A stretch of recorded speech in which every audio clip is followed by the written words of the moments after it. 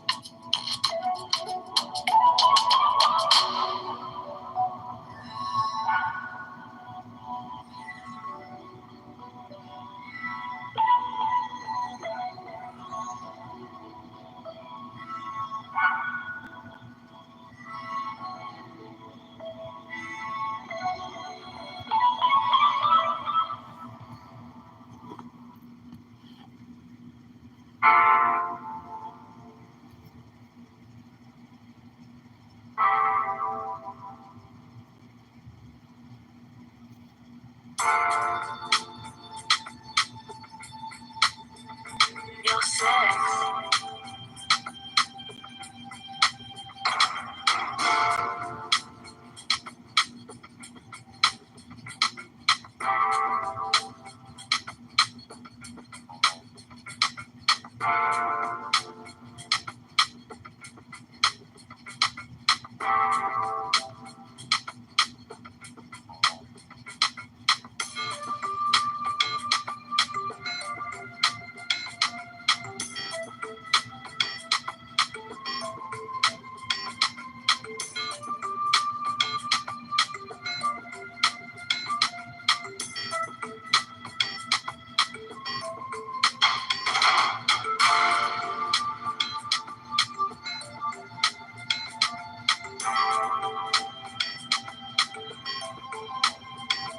Your sex.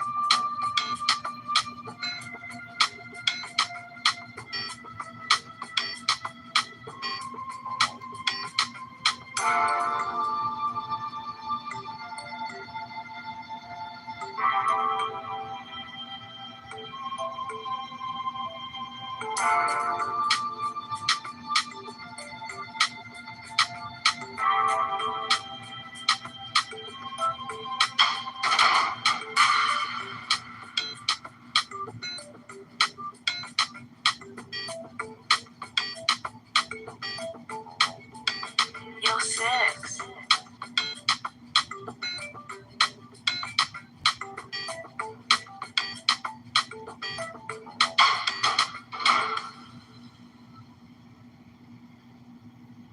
Hey, what's up, everybody? Peace, peace, peace, people. I just wanted to start off this morning with some really nice beats that I could feel a little bit. I hope that you guys are having a happy, is this Monday or Tuesday? I'm confused. Anyways, happy morning, afternoon, or evening, wherever you might be. This is definitely going to be an interesting live. I'm taking notes lately as to what this Biden administration has been doing. And obviously, they've been doing a whole lot of signing up on this Pan-African malarkey talk. They're doing other things that is suggesting that we are all on board with this type of movement. And we're not there. So it's very disrespectful of Biden and Kamala Harris to do so-called agreements with African leaders and suggest that we're going to help build Africa, we're going to engage in business and all these types of things. Again, an invitation to visit Africa in 2019, and years later, it hasn't even been many, many years.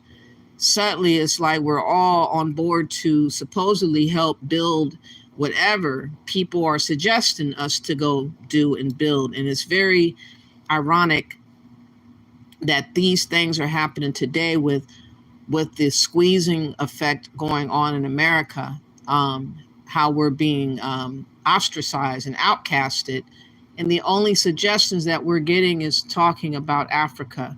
And Africa is a lawless, untamed, unmanaged creature of countries, and they have their own set of issues that is going to be long-term fixing, because you have too much corruption, you have too much history of tribalism, you have too much ingrained belief systems about certain things of the culture and traditions that is not going to change readily as quick as they make it seem like. But they're doing all these big changes in regards to Black Americans, though. And they think that they can pretty much do whatever they want to us, through us, to foster other agendas and other things that have nothing to do to benefiting Black Americans. And we're going to get to that understanding. How are you doing, Mavis? Thank you for coming. No, I'm not Australian. How could I be Australian? I'm a Black American. I'm Indigenous Black American. But thank you for coming through. I'm assuming that maybe you're an Australian. You think I sound Australian? I don't think I do. But it seems that we're being reduced to being street hawkers. Like, are we being beckoned to becoming street hawkers with all this effect on us as far as propaganda, as far as manipulation of what this government and others are doing in the community, how they're running around making decisions, like I say, which is very ironic that they can do these things without any of our consent, which I find really, really detrimental. I am going to read an article pertaining to Biden again. I did read one before, but I have a better article that someone gave me in the email a little bit later pertaining to what they have actually signed into law pertaining to what they think we're supposed to be doing for Africa. And it's, to me, like I said, very disrespectful, disingenuous, assuming a whole lot of things that should not have any assumptions. What's up, Ben? How are you doing? Thank you for coming through. So first, I want to talk about this this land scam that's going on in the Gambia. I'll get to Biden a little bit later. I just don't want to start reading right now. But there's an interesting YouTuber that's talking about the land scams that's going on in the Gambia, because ultimately what's going on the ground with all our investments and all our faith and hope, we keep getting burnt. We keep getting burnt. And I don't see an end to this happening. So while we're expected to give so much attention to Africa is making sure that they ruin you. Africa is making sure that you do not get a leg up. Africa is making sure that you can get fucked over. And that's the reality of what's going on in Africa. But we're supposed to put all this emphasis on a country or continent that is letting its own people down on a regular. And we're expected somehow to give a damn suddenly about Africa. And ain't nobody asked us if we do. And it's just really weird how things are going. But I digress. I'm kind of ranting. I'm a little bit triggered reading what I read about Biden. So I'm a little bit stuck on thinking about it. But I want to transition now to talk about this land scam. All videos is going to be for fair use under the 107 Copyright Act of 1976 for research, education, entertainment, information, all the above, fair use, fair use, fair use.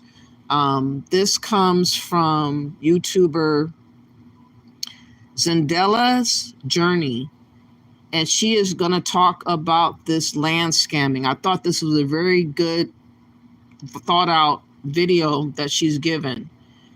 Jake says, you all are awesome. Thank you for spreading awareness. Thank you, Jake, for that. I appreciate you. Let's get to this video. Yeah, oh my gosh. If I was to write down every land scam that I've heard of while I've lived here in Gambia, I would run out of ink.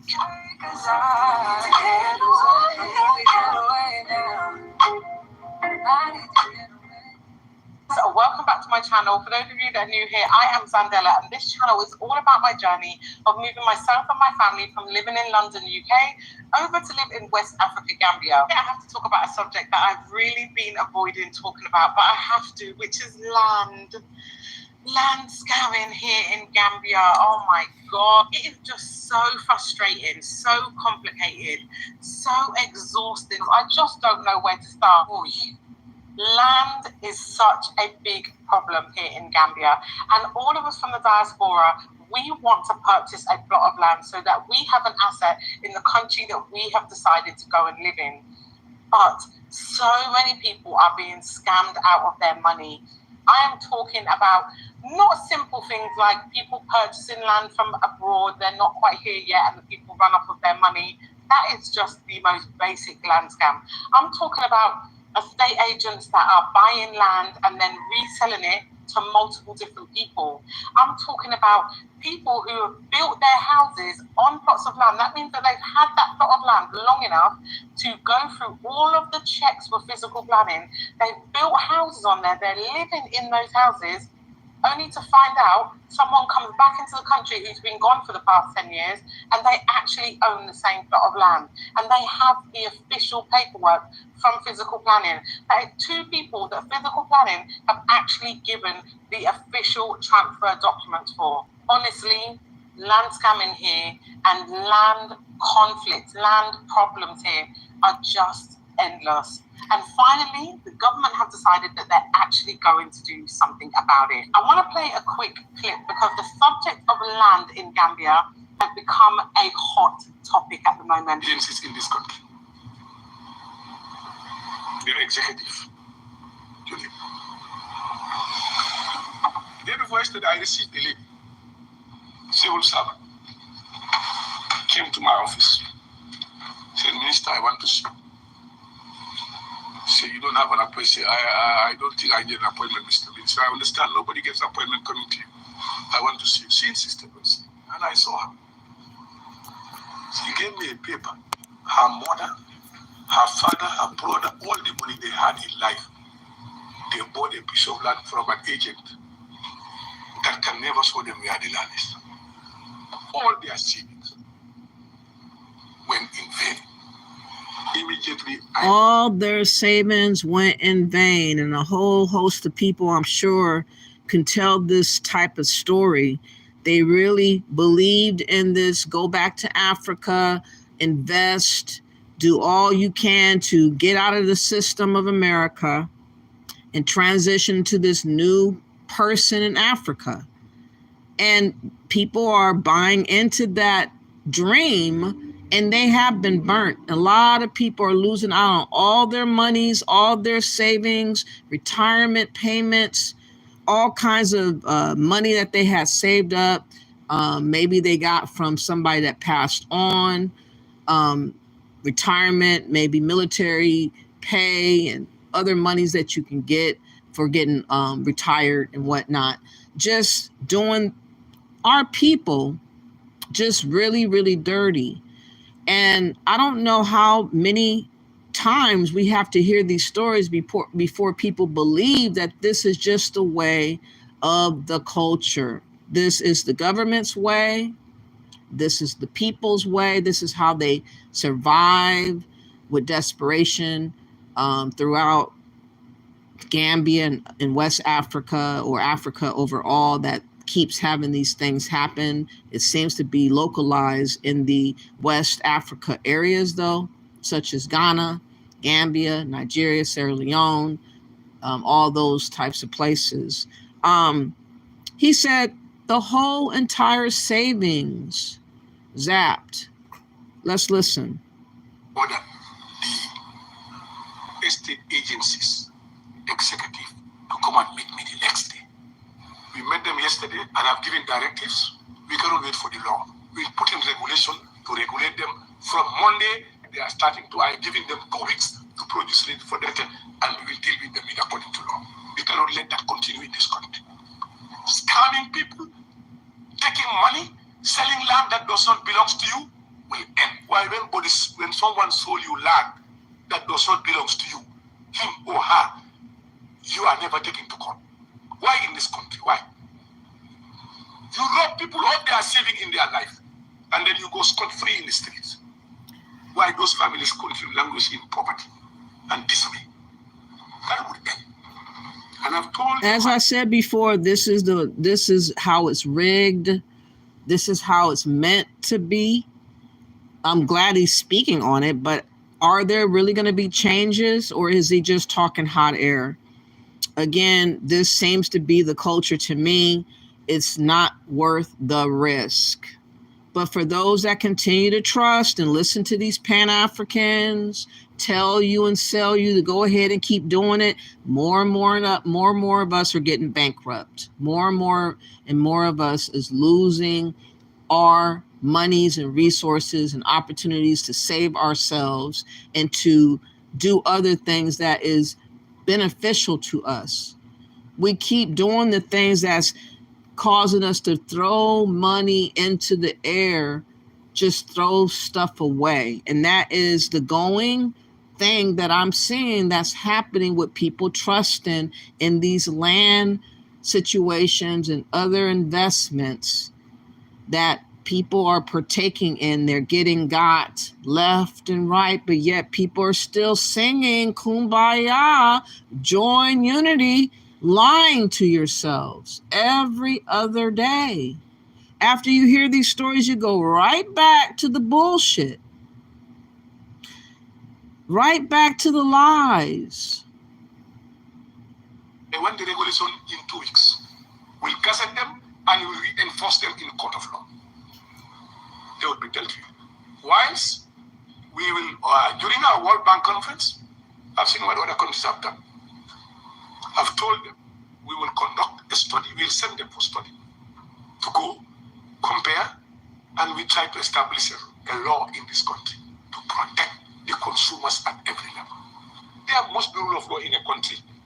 We can allow people to be breaking the law and get away with it.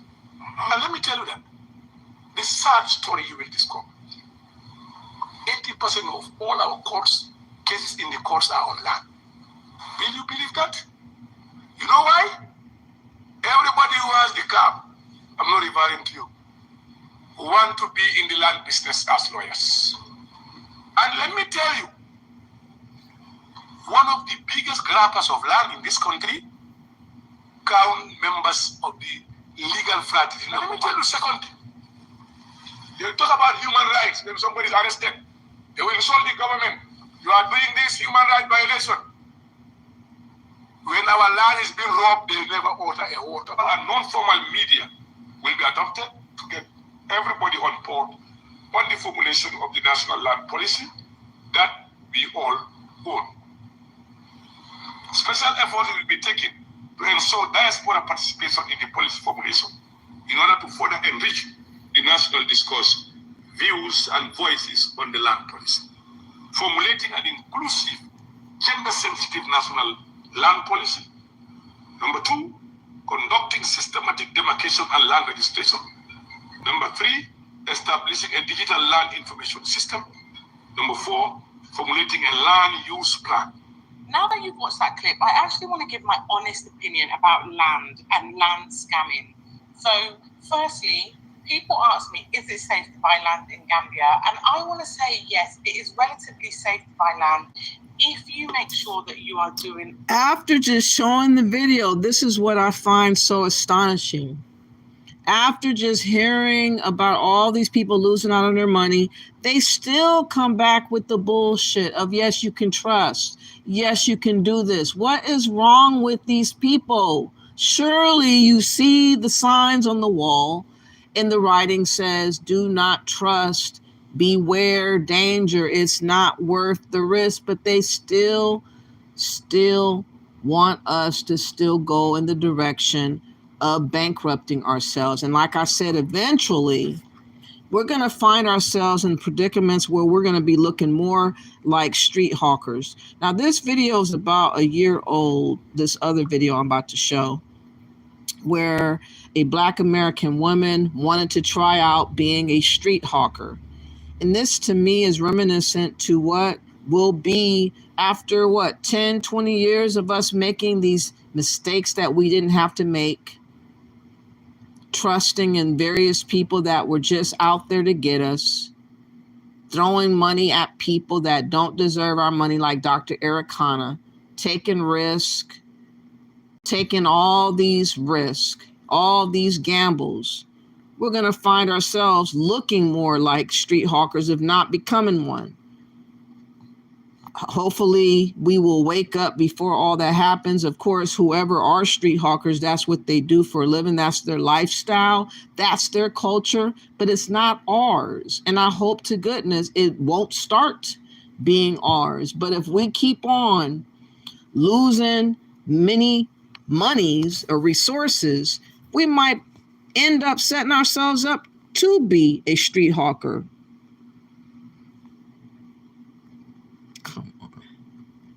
Today, what do you want to do? You want to carry this on your head? Yes. Let me ask you a question. Can you put it down? Bring it down. You want to buy something? Put it.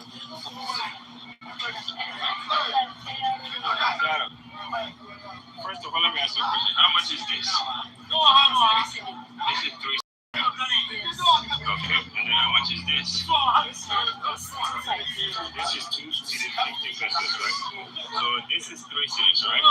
This is 3 cities. 4 cities, this is 3 cities. 4, okay. How much is this one small? 50 pesos. How many of these do you have? This one is 30 bucks. So you have 30 bucks now, and it's 50 pesos, right?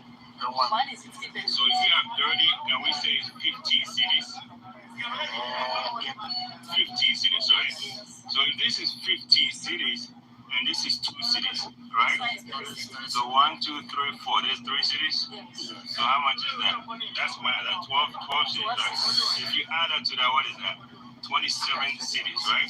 How much is that? 4 cities. 4 cities. That's 31. How much is that? 4 cities. 4 cities, right? 35. How much is that? 2 cities. 50 So pesos. that's 37.50. How much is that? This one's pricey. Price rise, that's 250. How much is that? 60. That's 850. How much is that? That's 50. No, 40. That's a 4280. So this will bring it to about 50. So how much is that? So let's say everything here is 52 cities, right? Good. Look, she wants to carry on her hand. This lady wants to carry everything here, and she's gonna go and sell it for you. Okay. If she doesn't bring 52 cities, she's in trouble. Okay. All right. There you go. You put it on top of her head. Go ahead. Okay, let's go. 1, 2, 3. Put up. Now you gotta use both hands to hold it. Hold on the tip. How does it feel? We trying out these things, but eventually if we keep making these major hiccups, these big ass mistakes, we're going to end up becoming like a street hawker. We're going to destroy what we got going on because of trusting unworthy folks. But I want you to see how she was treated as she was walking around with this. People were getting excited to see her as a street hawker.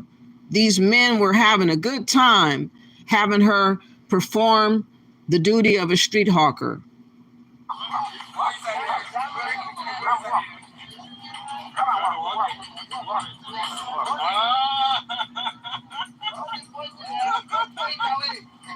Okay.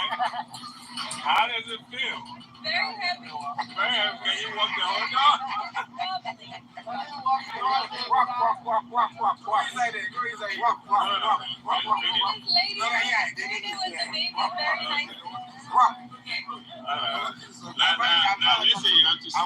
Look at this loony Jamaican or fake Jamaican. I don't know which one he is. Fake Jamaican or real Jamaican, but he was having a good time telling her to walk, walk, walk, walk, walk. Again, a lot of people want to have us in a position where we are like street hawkers, or that we're struggling in such a way where we're broken even further. And we're working it out for them. We're working it out for them by keep trusting the same people that are constantly getting us all caught up. And we go right back to the same script of, yeah, you can trust and you can buy land, or you can do investments, or you can build, and then you hear all these horror stories. How many stories before we understand it's just not that good to do and trust over there in Africa? Let's go.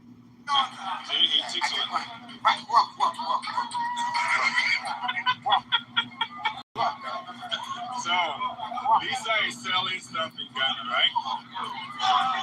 Okay. All right, that's enough. That's enough. You stop. Now, let's take it back. That's enough. Let's take it. Just guys come close. Look at him. Let's take it back. Okay. Now, take it back.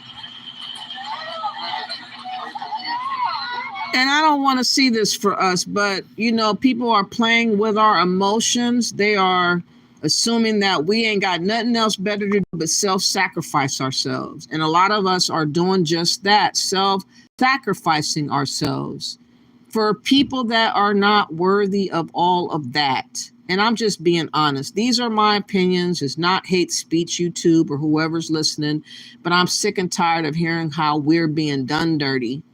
And we keep being told to keep on trying anyways, to keep on going through the motions, to keep on throwing your money up in the air and hoping that something's going to come out of it good for yourself. And then when you're burnt, you're like, oh, those are people. It's better to get burnt by your own people than to pee in that terrible system in America. I mean, they make up all kinds of things. Sheena says, I don't understand African English. I know sometimes it is hard to understand. What's up to you, Miss D? Ben, Yusuf, Lynn, how are you doing? Everybody that's in the chat room, Sheena, and everybody in the clouds that's listening. Sheena also says Ericana does what she does because she has immunity. She will face no consequences. She has a charity organization. So it's rigged to where you're just donating monies and you're giving up your information and being a part of her thing. But again, it's a charitable organization. Let her tell it. That's the cover. A charitable organization. So she can get money and do as she will. with it. Like Aleister Crowley, do as thou wilt with your monies is what she asks of you to do. Easy X says a lot of us are just not good with money. A lot of us never had a lot of it, so don't know how money works. I made lots of mistakes with the money I earned and lost a lot. Okay, I understand, but at least you got it together and you trusted other places other than trying to go to Africa, obviously, for you to have what you got going on now, EasyX. So you kind of like figured it out as you went on. But a lot of us, again, can't afford to lose lots and lots of money anymore because we're finding ourselves just more devastated as time goes on. EasyX says that money was earned very hard and I wish I could have it back. I heard that. Jake says he's pimping. Who's pimping? I'm not quite sure who. Easy X says, yes, I have been scammed, mainly by people I've known. I trusted them and got burnt, both black and white. Oh, wow, Easy X. Yeah, it's a cold, cutthroat world out here, and it keeps happening. Lynn says, I keep telling our people that we are not African and to leave these Africans in Africa alone. All skin folk and kin folk, Lynn says. That's true. Like I said, we have everything to lose. They have nothing to lose over there. They're already desperate. All they can do is hope to get what you got. And that's what they're doing. And they're doubling and tripling up on land purchases. And then you're in the midst of going to court all the time if you can afford to do all of that. And it costs money to fly. It costs money to go and try to get your money. You might have to pay bribery money and all these types of things. It's just not normal what's going on over there in Africa. Ben says this is not the time to be gambling with your money. Exactly, Ben. That's what I'm saying. It's like, but we're constantly being told, risk it all. Give it up. Give your money away. Trust this, trust these people because they have a plan for you, because they're saying something. Oh, it sounds so profound. Oh, I must trust what is coming out of the lips of these Pan-Africans. And they're setting you up for devastating consequences. Sheena says it's going to her pockets. Oh, yeah, it's definitely going to her pockets and her cronies. She does definitely have a team of people that she works with and she helps with their situation and her family. But helping out people overall and pocketing, I mean, of course, you can do a couple of charitable things just so that it's out there in the atmosphere that you actually are doing something sometimes. But most times you're just collecting money and stocking up the money and doing what you want to do with that money, however you see fit, or put that money in a bank account. Of course, you could show here and there sporadic charitable things that you've done because it makes sense if you got all this money coming in and you set aside maybe a few $100,000 to do something with. And the rest of the money is free and clear for you and your cronies. That's how they do this. This is how it's going. So showcase a few things, but yet get all this money in your possession that people are supposed to let you have control over. I don't think so. I don't think so. You said, Easy X says, as for street hawkers, Black Americans gonna be fighting for territory with Latinos on the streets. Hawking is not in our culture, but we're gonna learn. I'm talking about the ones that's going to Africa. They're gonna end up being street hawkers. They're gonna end because there's no safety nets over there. There is nothing that you can get over there if you fail or you fall short. So you're gonna be subjected to other things such as street hawking or other things that's terrible to be involved in. If you find yourself homeless, you find yourself asked out of money and opportunity to have housing or something happens, anything could happen. I'm seeing. And it's just not worth what the end result ends up being. Sheena says we are easy targets. They don't bother those other groups. No, they don't. They leave them alone. They just save and spare all the shenanigans with us. Sheena also says a lot are too old to start from scratch. We have to make wise decisions. Exactly. And that's the terrible thing. A lot of them that's going over there are in their 50s or 60s or 40s. And, you know, they are kind of rigid in their mindset. You would, you know, they don't really change too often, but they're trying to change suddenly and do something new. And like I said, if on the other side of that is getting burnt, it's just a really messed up scenario. So I don't believe what she is talking about in the video, that you can still trust after showcasing all the people that's getting burnt.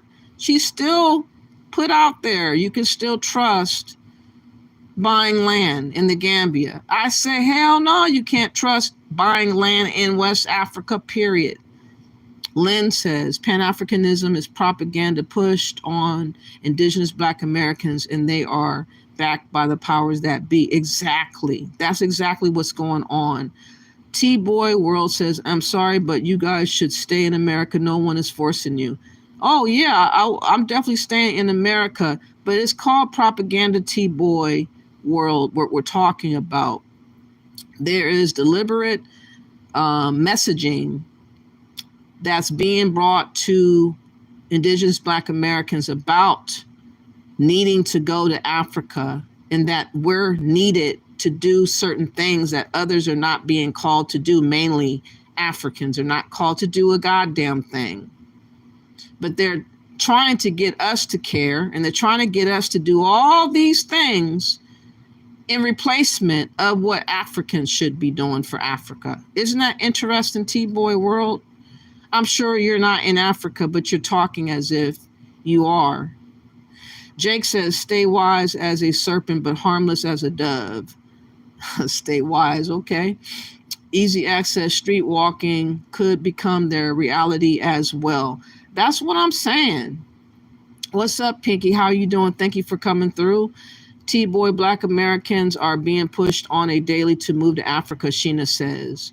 Africans say that we are not wanted here and we need to leave. Exactly. T-Boy don't know what is going on or have not been around that long. Pinky says, stop buying from those street vendors. I wouldn't do it because they don't have bathrooms and they don't wash their hands. And I just would be highly suspicious of that type of lifestyle. I would be suspicious of it, me personally. Lynn says, it's obvious that we can't trust these scamming Africans when their countries are lawless. Yeah. And they're not intending to change anything anytime soon. That's what I'm saying, Easy X. Where are you at, T-Boy? I'm sure you're not in America. I mean, I'm sure you are in America. You're not in Africa. Sheena says they want us to leave so the Africans can take our place. I'm not going anywhere. They want us to leave so all immigrants can take our place, not just Africans, all the above, because they're all coming over here. Let's get back to what she was talking on. So she shows this as being very much a big problem in the Gambia, and then she turns back around and says, yeah, but you can trust still buying land. Doing all of your checks properly. I mean, going to physical planning, actually getting a technician to come to the plot of land that you want to buy. They put a GPS tracking thing on the actual ground where they are standing. Go back to the office and print off a report about that plot. They can then tell you if that plot of land is owned by multiple people, who it's owned by, is it agriculture land, is it residential land, is it commercial land. They can give you a full report, but you have to pay a technician to go onto the ground and do that for you. If you do those checks, immediately after that, you need to introduce yourself to the local Akalo, the person who is in charge of making sure that you have your local transfer. You need to let them know who you are. And also you need to get a solicitor involved and also make sure that the Akalo knows your solicitor. When you go to meet the Akalo, If the Carlo does not speak English, try and make sure that you have an interpreter that you personally know. You got to go through all these different changes. There ain't no guarantees. In my opinion, you should just avoid it all together. Now, one of my subscribers sent me more information pertaining to what Biden had done with his executive order. I want to read a little bit of this because, again, they're assuming that we're to be Pan-Africans against our will. And this is, again, infringement over, our rights, birthrights, and everything else. This says fact sheet, U.S. Africa Partnership in Elevating Diaspora Engagement.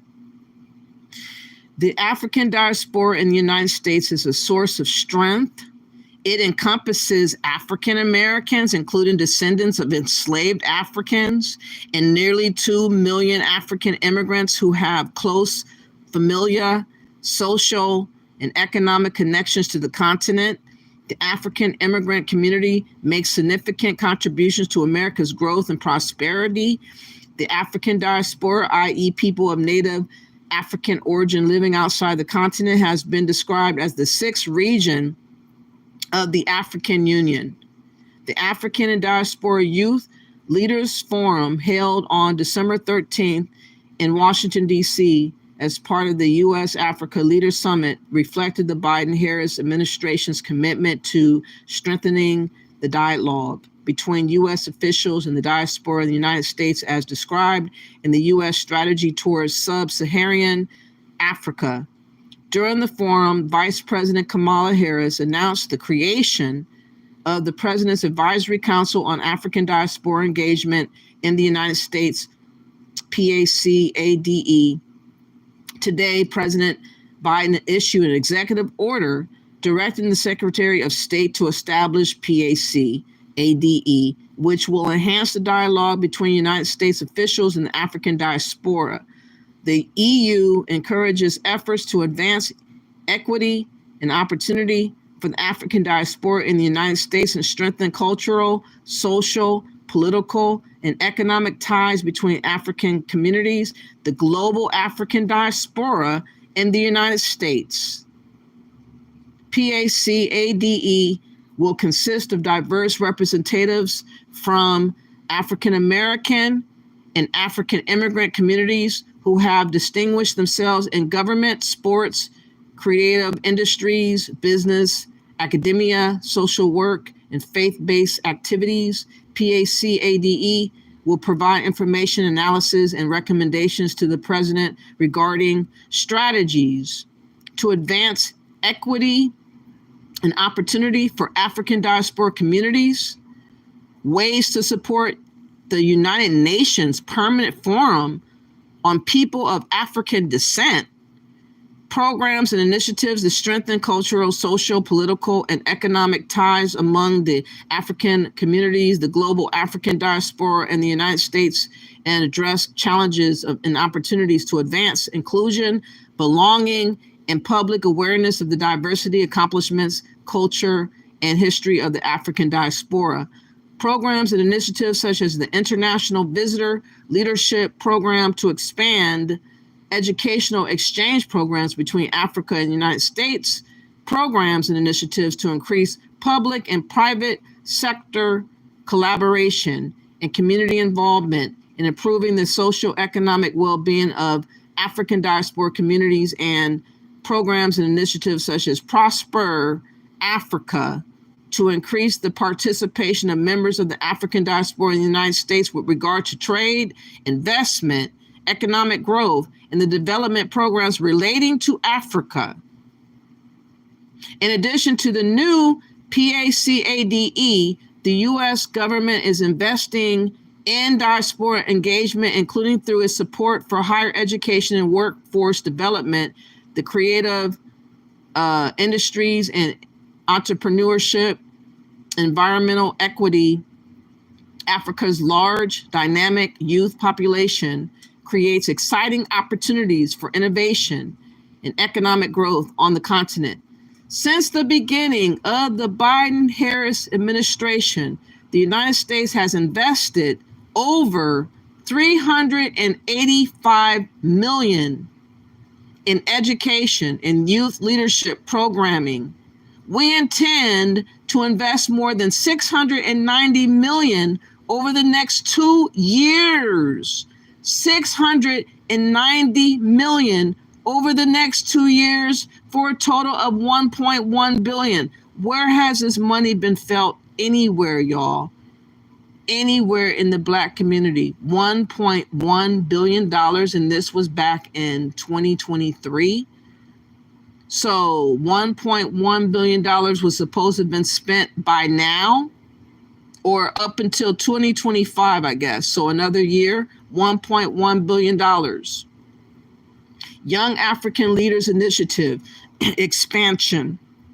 The Vice President announced, plans to work with Congress to provide over $100 million towards YALI over multiple years to scale and sustain leadership development, increase access to skills training among women and other underrepresented groups, and enhance alumni networking, including connections with the diaspora. This will include a new Young African Leaders Exchange, which will be the first Pan-African virtual platform, allowing the diaspora and other key stakeholders to directly connect with YALI alumni. The Mandela Washington Fellowship for Young African Leaders, the flagship YALI program, will also hold an alumni symposium in March of 2023 in South Africa for up to 500 alumni from the 2021 cohort. Export-Import Bank of the United States, EXIM, and the African Export-Import Bank, Afrexim Bank, are signing a $500 million Memorandum of Understanding, or MOU, to expand diaspora commercial engagement across Africa, increase access and awareness of both institutions, financial products, and support exports of U.S. goods and services in a variety of sectors. The Vice President announced the EXIM will sign over $1 billion of MOUs during the U.S.-Africa Leaders Summit to foster economic opportunity and support jobs throughout Africa and the United States. Do you guys hear what is going on here? It goes on and on how we are to help Africa. It goes on and on. All these monies going to Africa. It goes on, but just really got my attention is that this $500 million memorandum and that $1.1 billion to be spent in the last couple of years or up to next year. Again, we have not seen any of these monies coming to our community. They have bypassed our community and they have put it all on this fake Pan-African bullshit. This is what I'm talking about. This is what I've been saying, how we have been played and how they are moving right along with their agenda against us, which leaves us assed out here in America. And this is the way that they wanted it. Let me see what you guys are saying before I go on. I'm just a little peeved by what I read and how our government is just making accusations about us being the diaspora. What the fuck? I'm not a diaspora. They're just trying to make us into that. It's ridiculous. Let me see what you guys are saying. Let me go back up.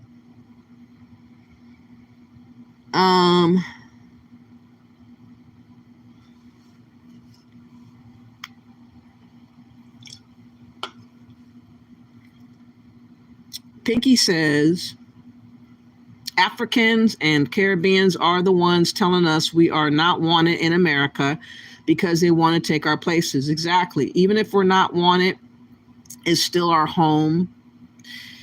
Even if we're not wanted, we still help build America, and we should not want to be replaced.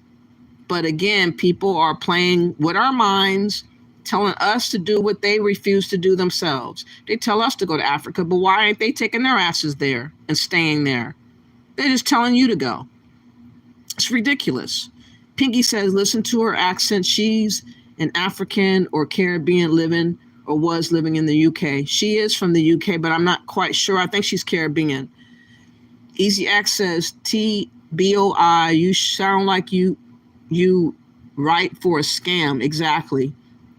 Easy X says, why don't you just give me your money and I'll invest it for you?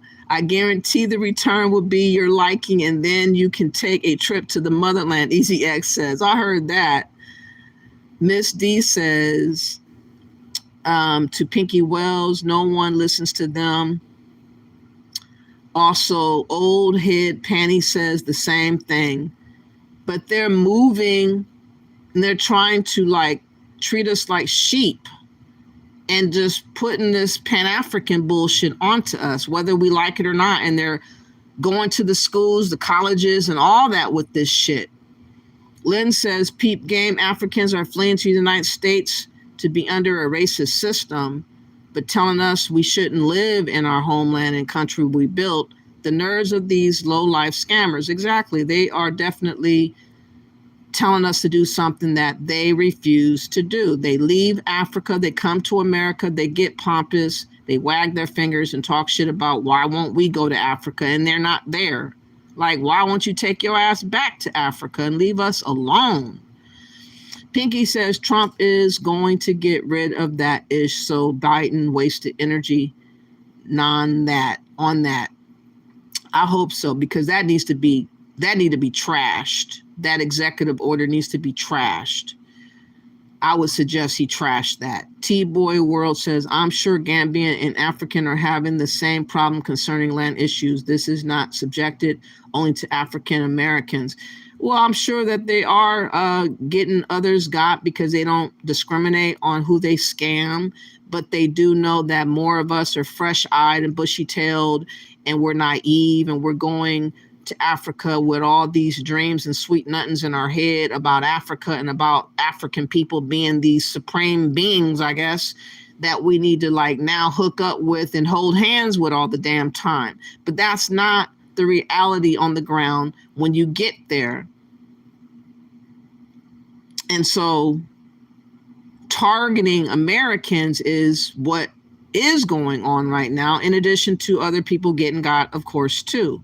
But we're definitely the newer targets because we have not really been traveling, and now they are feeling like they're in a frenzy of sorts to get our monies.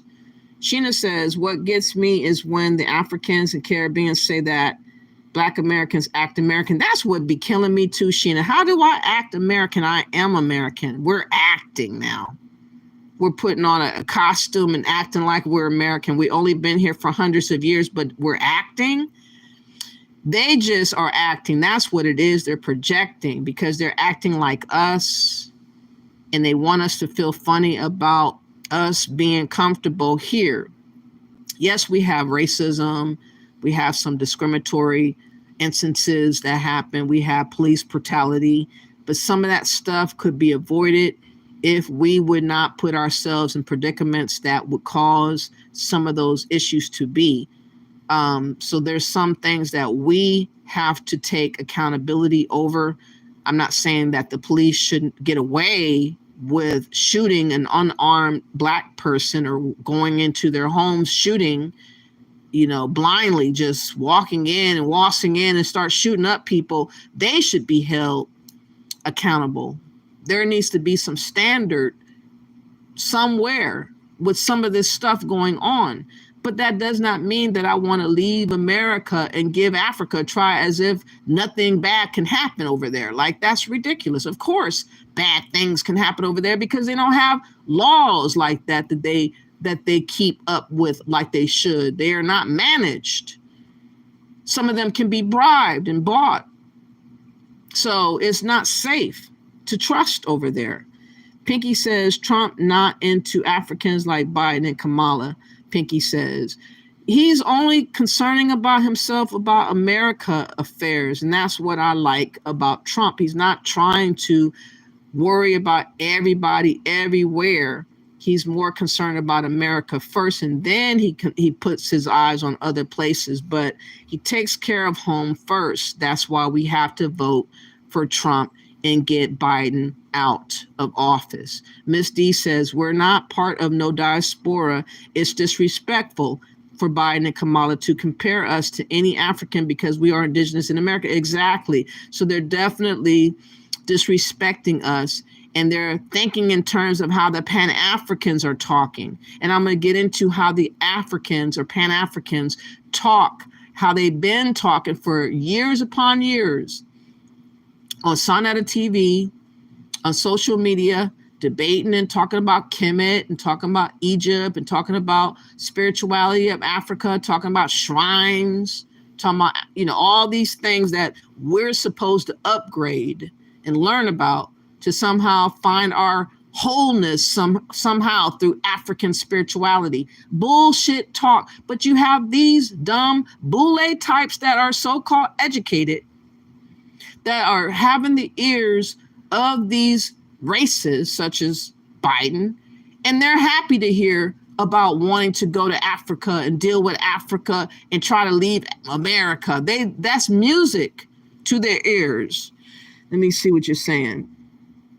Easy X says this is some ish. They really disrespecting and bullying our ethnic group. F, Biden, and Harris. Exactly.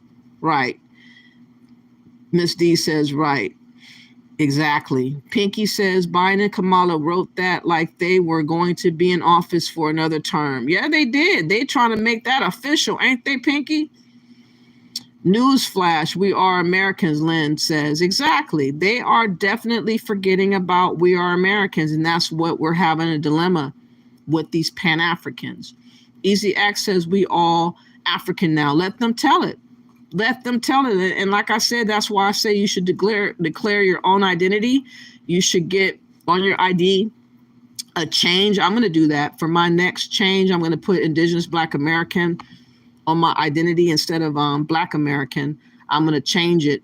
But yeah, we got to do something because they're tripping. They are really, truly tripping.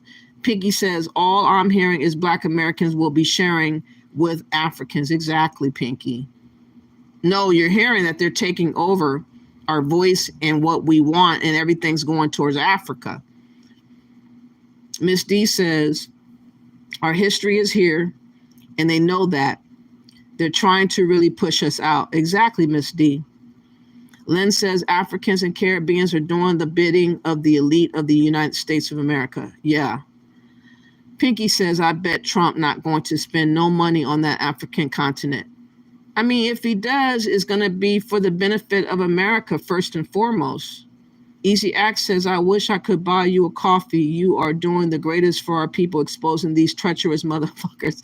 Man, they are definitely treacherous. I told y'all they have turned their back on us. I told y'all this happened, I believe, in 2018, when then Dr. Ericana was the ambassador, and she had the ear of the Black Caucus, of the NAACP. She had the ear of all these so-called leaders. They got together and they talked about this Pan-African talk, and all of them are sold on the speeches of conversation involving Pan-Africanism.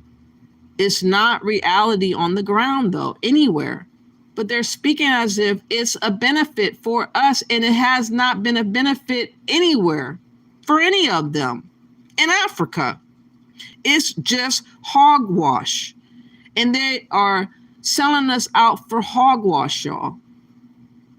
Lynn says, are they going to make melanated Brazilians, Jamaicans, Haitians, Cubans, Bohemians? What is that? Anna many ashes? I don't know how to say that. Fijians, etc., go to Africa. No, they don't bother with nobody but us. We are the only people that are being targeted. That's what I keep saying. Miss D says we're not interested in investing in Africa. We have our own problems on our land. They're acting as if this is no longer a issue for us to concern ourselves with here in America. And that's why I read that to y'all, to let y'all know how they have totally turned their backs on us. Easy X says we all should be very mad. Exactly, Easy X. I am mad.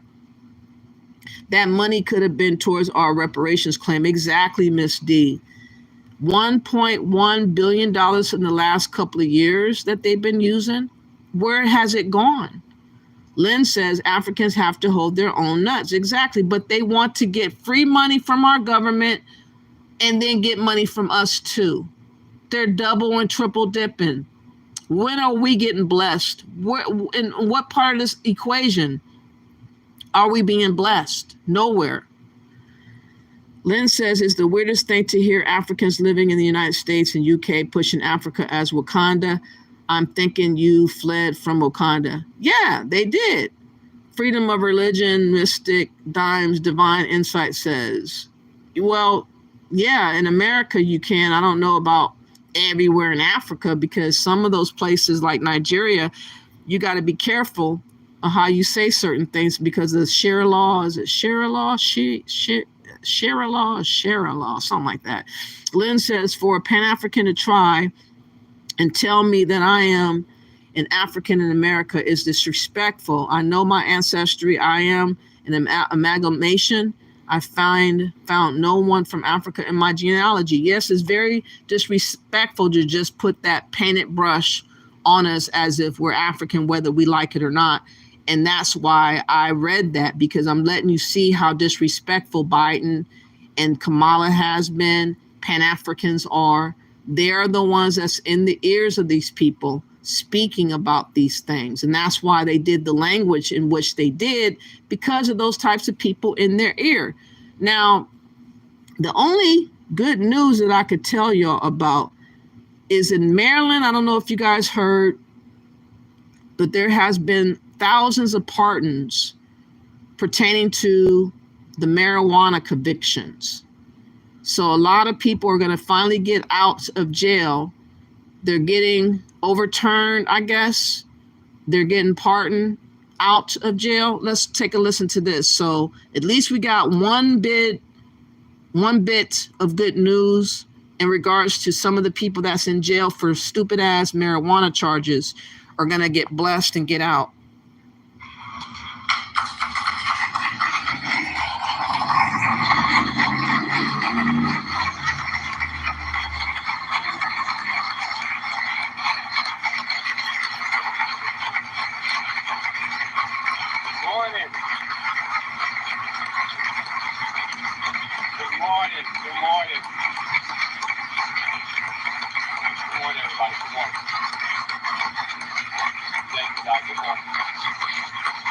Good morning. Please take a seat, everybody.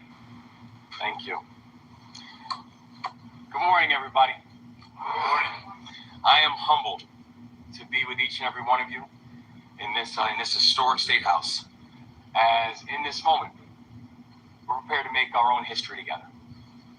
Because there's something that we know is that things do not just happen. Things are made to happen. And you all in this room have made some pretty extraordinary things happen. The Maryland State Constitution vests the power to pardon in the office of the governor and the governor alone. This is a responsibility that I take very, very seriously. And that is why this morning, with deep pride and soberness, I will pardon over 175,000 convictions.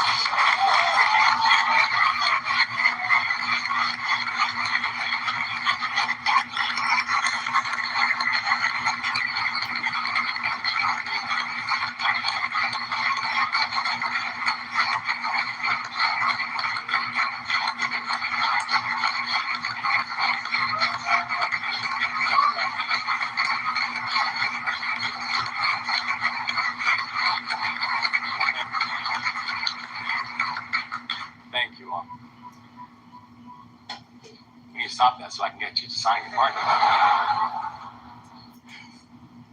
But I'll pardon these convictions. All convictions related to the possession of cannabis and cannabis paraphernalia.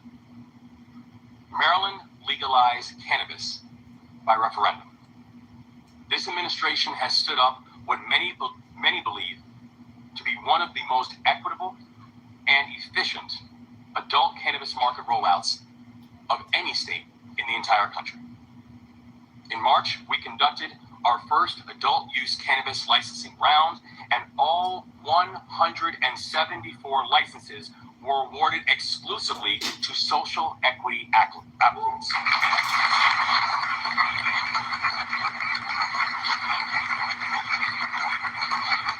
And to be clear, that's the first time that has happened in our nation's history.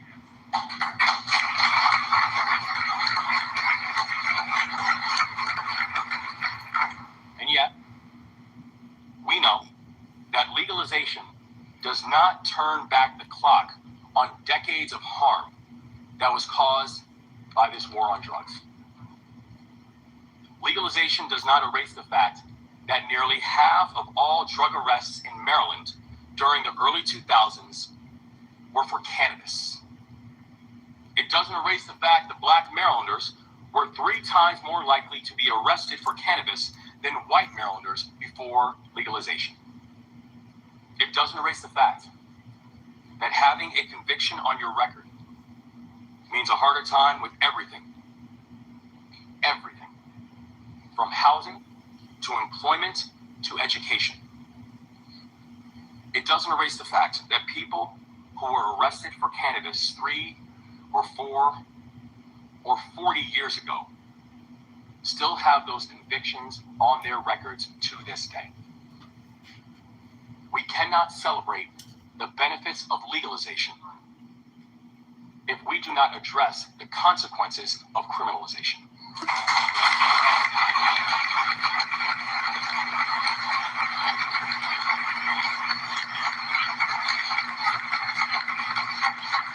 So I want to be clear. When it comes to cannabis, rolling out one of the best and most equitable legal markets in the country is incredibly important. But that rollout must go hand in hand with pardoning past conduct, and Maryland is going to lead by example.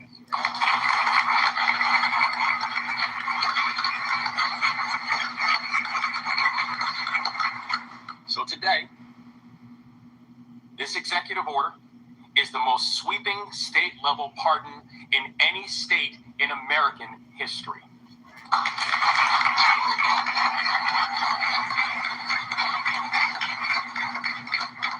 And the action that we take together this morning is going to directly impact tens of thousands of Marylanders. So first, I will grant pardons to Marylanders who have been convicted for misdemeanor possession of cannabis. And second, I will grant full pardons to Marylanders who have been convicted of certain misdemeanor possession crimes of drug paraphernalia. So we are nibbling around the edges. We are taking actions that are intentional, that are sweeping, and unapologetic. And this is the largest such action in our nation's history. I hope that other countries or other cities will follow, other states will follow this example right here, because again, there's so many people that got caught up with just marijuana, and now they'll have a new start with getting out. So this is good news. I just thought that I would mix that in because we hear so much bad news every day, and I know it's draining. So this is a little bit of pick-me-up news. But there's a reason that we're being so intentional today. And there's a reason that we're moving so swiftly. And that reason is because we've studied our history. Policy making is powerful. And if you look at the past, you see how policies have been intentionally deployed to hold back entire communities. We're talking about tools that have led to the mass incarceration of Black men and boys. We're talking about tools that have led to restricted access to jobs and housing in minority communities. We're talking about tools that have led to an 8-to-1 racial wealth gap in our state. Because we know we do not get to an 8-to-1 racial wealth gap because one group is working 8 times harder. Tools that have been used to create these disparities. And to undo that kind of intentionality, we need to apply intentionality of our own. So today, we take a big step enacting the kinds of policies that can reverse the harm of the past and to help us to work together to build a brighter future. So now this is a big deal. This is a really big deal. And we could not have gotten here without the extraordinary partnership of our incredible lawmakers, leaders, and advocates. I want to thank our remarkable Attorney General Anthony Brown for all of his work in making today happen.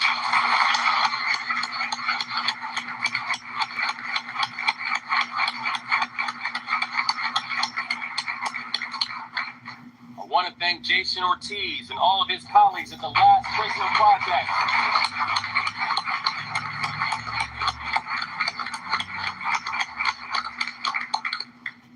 I want to thank Heather Warnken from the University of Baltimore School of Law.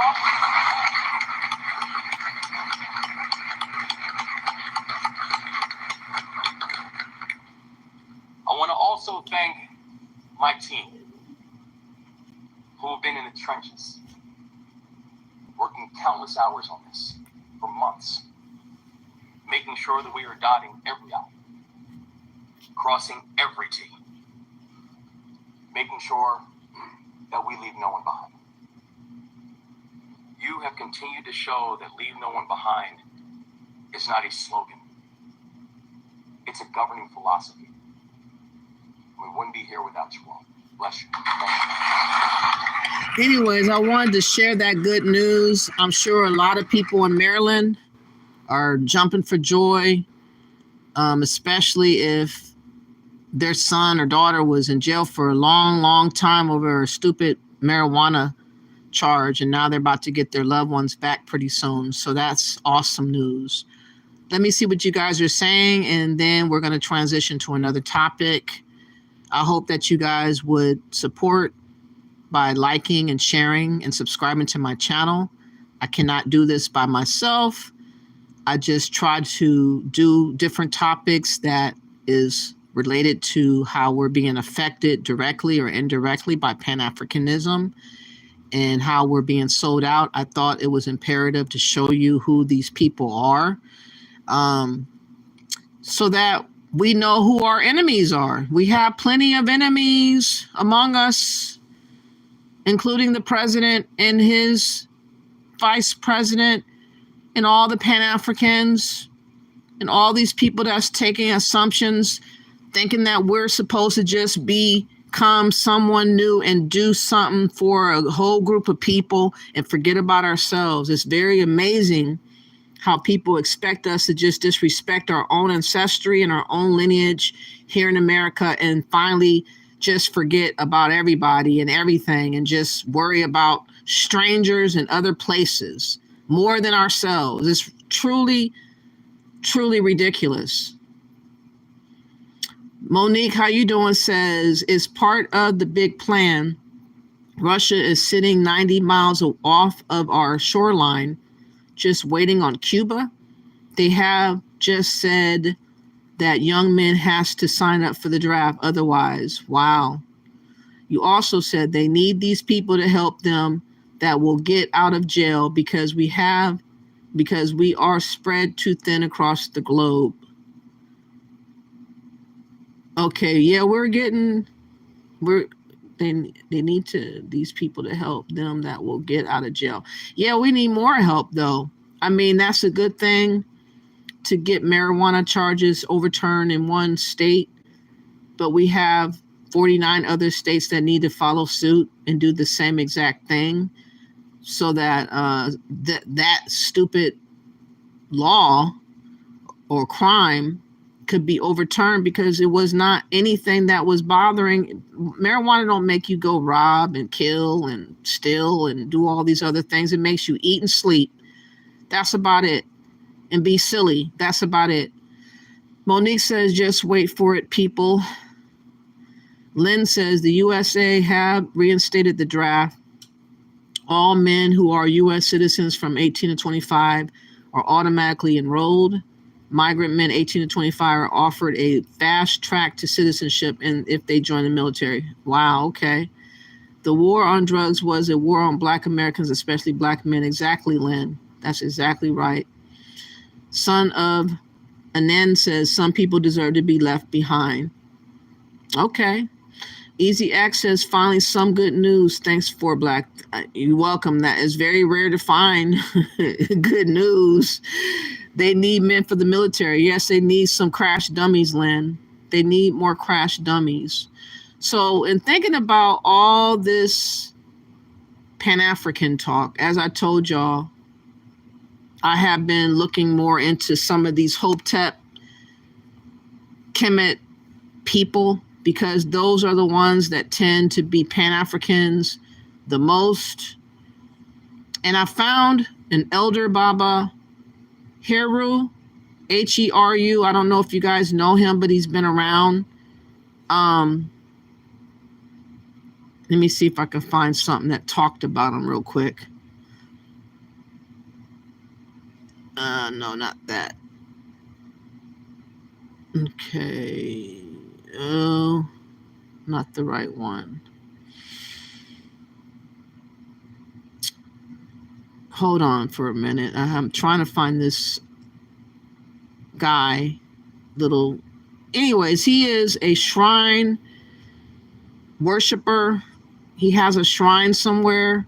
He teaches Kemet and whatnot. He's been seen and heard on Sonetta TV or House of Consciousness for a while. And I wanted to give y'all a little snippet of how he talks. And this is the same type of garble of Jabari or any other Pan-African. And they're coming out of the woodworks. They're all over the place. And these old heads have been speaking the same nonsense for 20, 30 years. And it's unfortunate, but this is all that we have to show for what these so-called men call themselves trying to teach the younger generations. And they just cause a whole lot of people to be scatterbrained. By the way, before I go on to that, did y'all hear about the migrants about to get new driver's license next month, y'all? They're about to get driver's license. It says a new Illinois state law goes into effect on July 1st, altering a decade-old program that provides undocumented immigrants the ability to obtain a standardized driver's license. Wow. Illinois Governor J.P. Pritzker, a Democrat, signed House Bill 3882 into law on June 30th, 2023, giving migrants an opportunity to get a standard 4-year license that serves as a valid form of identification and remains compliant with the Federal Real Act or ID Act. IDs will be marked with the words federal limits apply and have a color or design separate from that of a real ID card. But the point is that they're getting still an ID, still ability to drive. Do they have to prove that they can drive, or do they just get an ID? It says a real ID is a federally approved card that can be used to board an airplane for domestic travel and to enter military bases and secure federal facilities after May 7th of 2025. That card has a gold star in the upper right corner. Current Illinois temporary visitors driver's license holders who want to receive a standard driver's license will be able to request a standardized driver's license online at ilsos.gov or visit a DMV facility. A spokesperson from the Illinois Secretary of State, Alexi, told Newsweek via email, it's a process similar to someone requesting a replacement license. Wow. So after getting good news, you hear this mess about people being able to get a new driver's license starting next month. Wow. Anyways, I can't find the guy that I wanted to let y'all hear about, but he is a Pan-African, obviously. Want you guys to hear a little bit of what he teaches on, which is total malarkey stuff. But this is the mindset of confusion and being scatterbrained by the likes of these so-called elders and people like this. Please like and share the video. Let's go.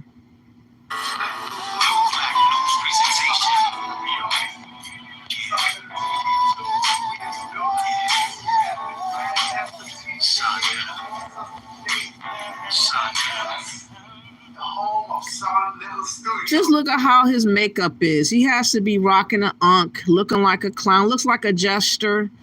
I mean, trying to pretend like he's African and all this type of jazz. Again, these types have been on Sanela's platform for years upon years, and people really are thinking that these people are the ones that are educated, that they're the ones that know what they're doing, and they don't. Listen to this. He goes by the name of Father Heru. Peace and black power, my brother. Peace and black power to you. Kemetic power to you, sir. I like that. Right. You know how I feel about certain words. But we're not going to get into that right now, but perhaps later. Give thanks and praise. I'd like, first of all, to say Tuau to Intera, the divine Mother, Father of all creation, for this moment to be able to share with our brothers and sisters a few words. I have been doing this work for some time now. First, let me introduce myself. Everybody calls me Baba Heru. I am also known as the Ankh Man. My full title is Heru Ankh Ra Samaj Sapata. I'm the keeper and the elder guide of the shrine of Ptah, also the elder guide of the shrine of Mayat, of which my beloved brother and sister Ozaze, Anika, and Jabari are the presiding elders. And I've also partnered with the Shrine of Anu, which assisted me in bringing forth the new 42 covenants of Mayat that I'm going to share with our sisters and brothers today. I'm holding this divine key here. I want to state first of all that I was asked to, in reading Dr. Ben's book, Black Seminaries and Clergy Without a Black Theology, he asked that the Ankh be restored once again in our legacy. And so in 1980, right here in Harlem, in Church of the Master, I presented Dr. Ben with his Ankh. Since then, Dr. John Hendrick Clark received his Ankh. Sister Alma Noom. So we messing around with idols now, just like the Bible had described us not to do. Ankh is an idol. And again, they are doing things that we're not to do. Long ago, we were told not to be mixing up with all kinds of religions and all kinds of faiths and all kinds of beliefs, to steer clear of that, to stay on a path of being simple and just looking to God for him to help us and pray to him and worship God. No, he's taken on, himself as being godlike. He's bringing in idols to worship. He's saying he has this older wisdom or truth that we're to know so that we can enable ourselves to be bigger and better versions of ourselves. All this malarkey talk has been a distraction to us doing what we need to do in real life here in America for ourselves. We have always had this escapism, and this is one of the ways in which they get to us by so-called people that are elders and they have this so-called unheard of wisdom, but it does not do nothing for us. It's a distraction, it's a lie, and this is the type of reasons why we are scatterbrained, and a lot of our men just are not manning, in my opinion. John, Judge Bruce Wright, so many. Sonny Abubidika Carson received his arm from my hands. Chashi McIntyre. And I can go on and on with the names of people who have received this divine key. Many of the elders, of course, never carried it, but those who came through the Shrine of Ptah and who took a course that I was teaching called Comedics 101. 1 year after they were finished with the 14 courses of introduction to the legacy, they would write to make a request for their key. People ask me, can I buy one of those? I said, no, we don't sell these. You have to earn these. Either you have to be an elder who's been doing work in a community, young or old elder, because, we have some very young elders too. And you write to the keeper of the Shrine of Het Heru, Kaipa Het Heru, and with a carbon copy to myself. And then she goes to the oracle to examine the request made by the initiate. And after we got a definite warning in the background with the live ambulance that's going through the middle of his speech. Warning, warning, stay away, stay away, stay away from this type of shit, y'all. This is not our culture. This is not our tradition. This is a new, strange, weird stuff that he has taken on, and he's worshipped these gods and he's worshipped these ideologies, theories, belief systems, psychologies, or philosophies, or whatever you want to call it. But it's not meant to be a blessing to us. It is of the devil, in my opinion. And I don't like these types of people that's basically giving us misinformation and leading us astray. Consultation, she would let the initiate know when they could receive their unks. So they have the choice of receiving them either privately, or they can have as big a celebration as they wish to receive their key. Over the years I've been teaching, as I do the orientations for the Comedics 101 session, I would be sitting in a room with about 10, 12, 20 people. And each one of them would be that one in their family that was the oddball, the one that didn't think like everybody else, the one that started quarrels at Thanksgiving dinner and Christmas dinner because they just want to eat some salad and they're not eating any of the pork and stuff like that. So, their families get on them for eating rabbit food. And so we stress the importance of proper nutrition. Of course, I have been working with Queen Afua for many years, was married to her for 18 years. And together we did some great work introducing our people to the need to cleanse their temples, and that work still goes on. My work has been helping us to cleanse our minds of a lot of the distortions that have been pushed on us by people who enslaved our ancestors. And unfortunately, many of us today still volunteer for slavery to the belief systems brought to us by foreigners who disrespected our spirituality. In claiming this divine key, I'm claiming a sign that when we read in the book of the Christians, the King James Version, we read that Abraham and Sarah came into the Nile Valley. After going to the land of Canaan and finding there was no milk and honey there, they came to be fed and to be treated with hospitality by the Africans of the Nile, our ancient ancestors. We also read that another one of the great prophets, Moses, was taught, according to the chapter 20, the 7th chapter, 22nd verse, that Moses was taught in all the ways of the Egyptians and was mighty in words and deeds. Of course, we didn't call ourselves Egyptians. That's an invention of the Greeks, who called the land Aegyptus, and later it was shortened to Egypt.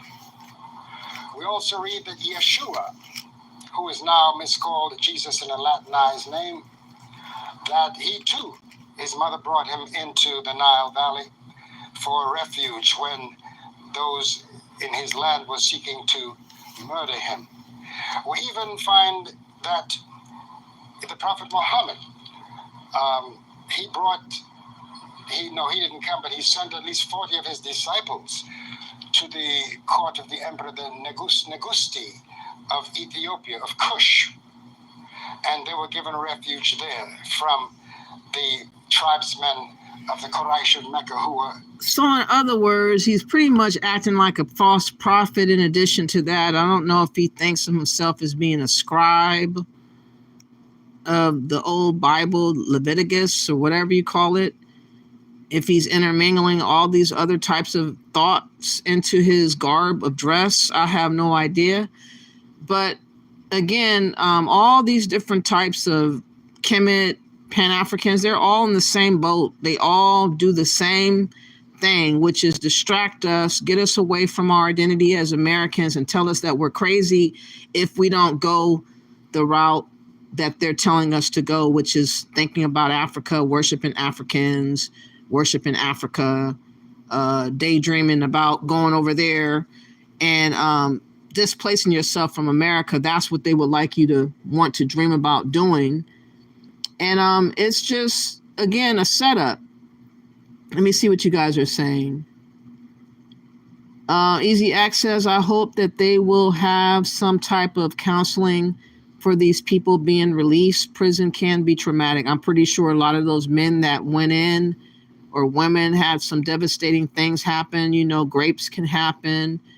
You can get bullied in there. You can get beat up. You can get killed. You can get close to death killed. All kinds of stuff can happen to you in jail or prison if you went to prison. Hopefully some of those people didn't manage to get to prison, that they were just in jail. I hope that they didn't manage to land in prison because of a marijuana charge, unless they had so much on them in their house or whatever like that. Monique says they're getting driver's license in Maryland now. Wow. See? That's messed up. Easy Access, we did the driver's license for undocumented in California years ago. We done in California, y'all. That's sad to hear, Easy X. I'm sorry to hear that. Lynn says, I hope so too. Our ancestors also needed counseling after a century of chattel slavery, but they never received, and they did well without it. The Most High was their counselor. Exactly. It's good to vent and talk things out if you have been through some traumatic stuff, to let it out, especially if you can find somebody that is that keeps secrets or paid to listen to you or whatever. But ultimately, God is going to be why you get out of situations, by him working with you and relating to you and dealing with you. You said he looks like an Israelite. He looks like something, don't he? Monique says, Easy Access and blessings, my African people. Hotep, peace. Oops, I forgot my Ankh. The God's gonna be mad with me. Even the Africans don't dress like that clown. I know that's right. It's ridiculous how they be going in so hard trying to be African. Monique says, too many religions and cults in the world. Exactly. Yeah, they're definitely scattered brain, Monique. Lynn says, we really need to learn the ancient history of America. There were melanated people with woolly hair on every continent in ancient times, and they didn't come from Africa, Lynn says. I know, that's what I believe too, but they are going along with the lie. Miss D says, I don't consider people like this elders, just olders. They just men who is just old. Miss D says, okay, bet you that key made in China. I wouldn't be surprised, Ben. He's not a wizard, Kay. He is a Pan-African. who preaches Kemet and the Mayat and some other things like that on the order of that. He has a shrine that he gets people to go to, and he worships that and do whatever that entails. And I'm sure you have to pay money to go to that shrine. So it is another way of confusion for our people here in America, which is what we don't really need, but plenty of those types are everywhere, unfortunately. Easy access, the Egyptians would have enslaved his ass trying to be like them. I heard, yeah, I know, huh? Easy access, Miss D at the oldest, the elder. He's an older. So anyways, thinking about all these different scattered brain individuals that come around us, I'm going to try to fast forward this guy to see if he's going to talk about anything more interesting. Because he was loving on the unk a little bit too much. But that was the beginning. I wanted him to explain what he was, what he does. So let me fast forward it just a tidbit and see if he talks about something tangible that can make any sense. I bet you it won't be making no sense though, but let's just try and see if he does for a minute. Hold on. If you have not yet, please like, share, subscribe to my channel. I would greatly appreciate it. Thank you in advance. And since that time, we have lost our way. There have been many efforts made to try to pretend that the ancients of the Nile were anything but African people. And they say, well, when you look at Egypt today, and I've been there several times, when I landed in Cairo, I'm walking around with my aunt. And they say, what's that? I said, oh, am I in Egypt? Yes, you're in Cairo. Oh, how come you don't know what this is? Somebody said, oh, that's the key of life. Well, is that all? You see, today, that land is inhabited by people whose religion indicates that they should not even be there. Because all of those emblems, all of those statues are referred to as idols, and they're considered to be haram. And he has rocking an idol. Doesn't he know that what the Ankh is an idol?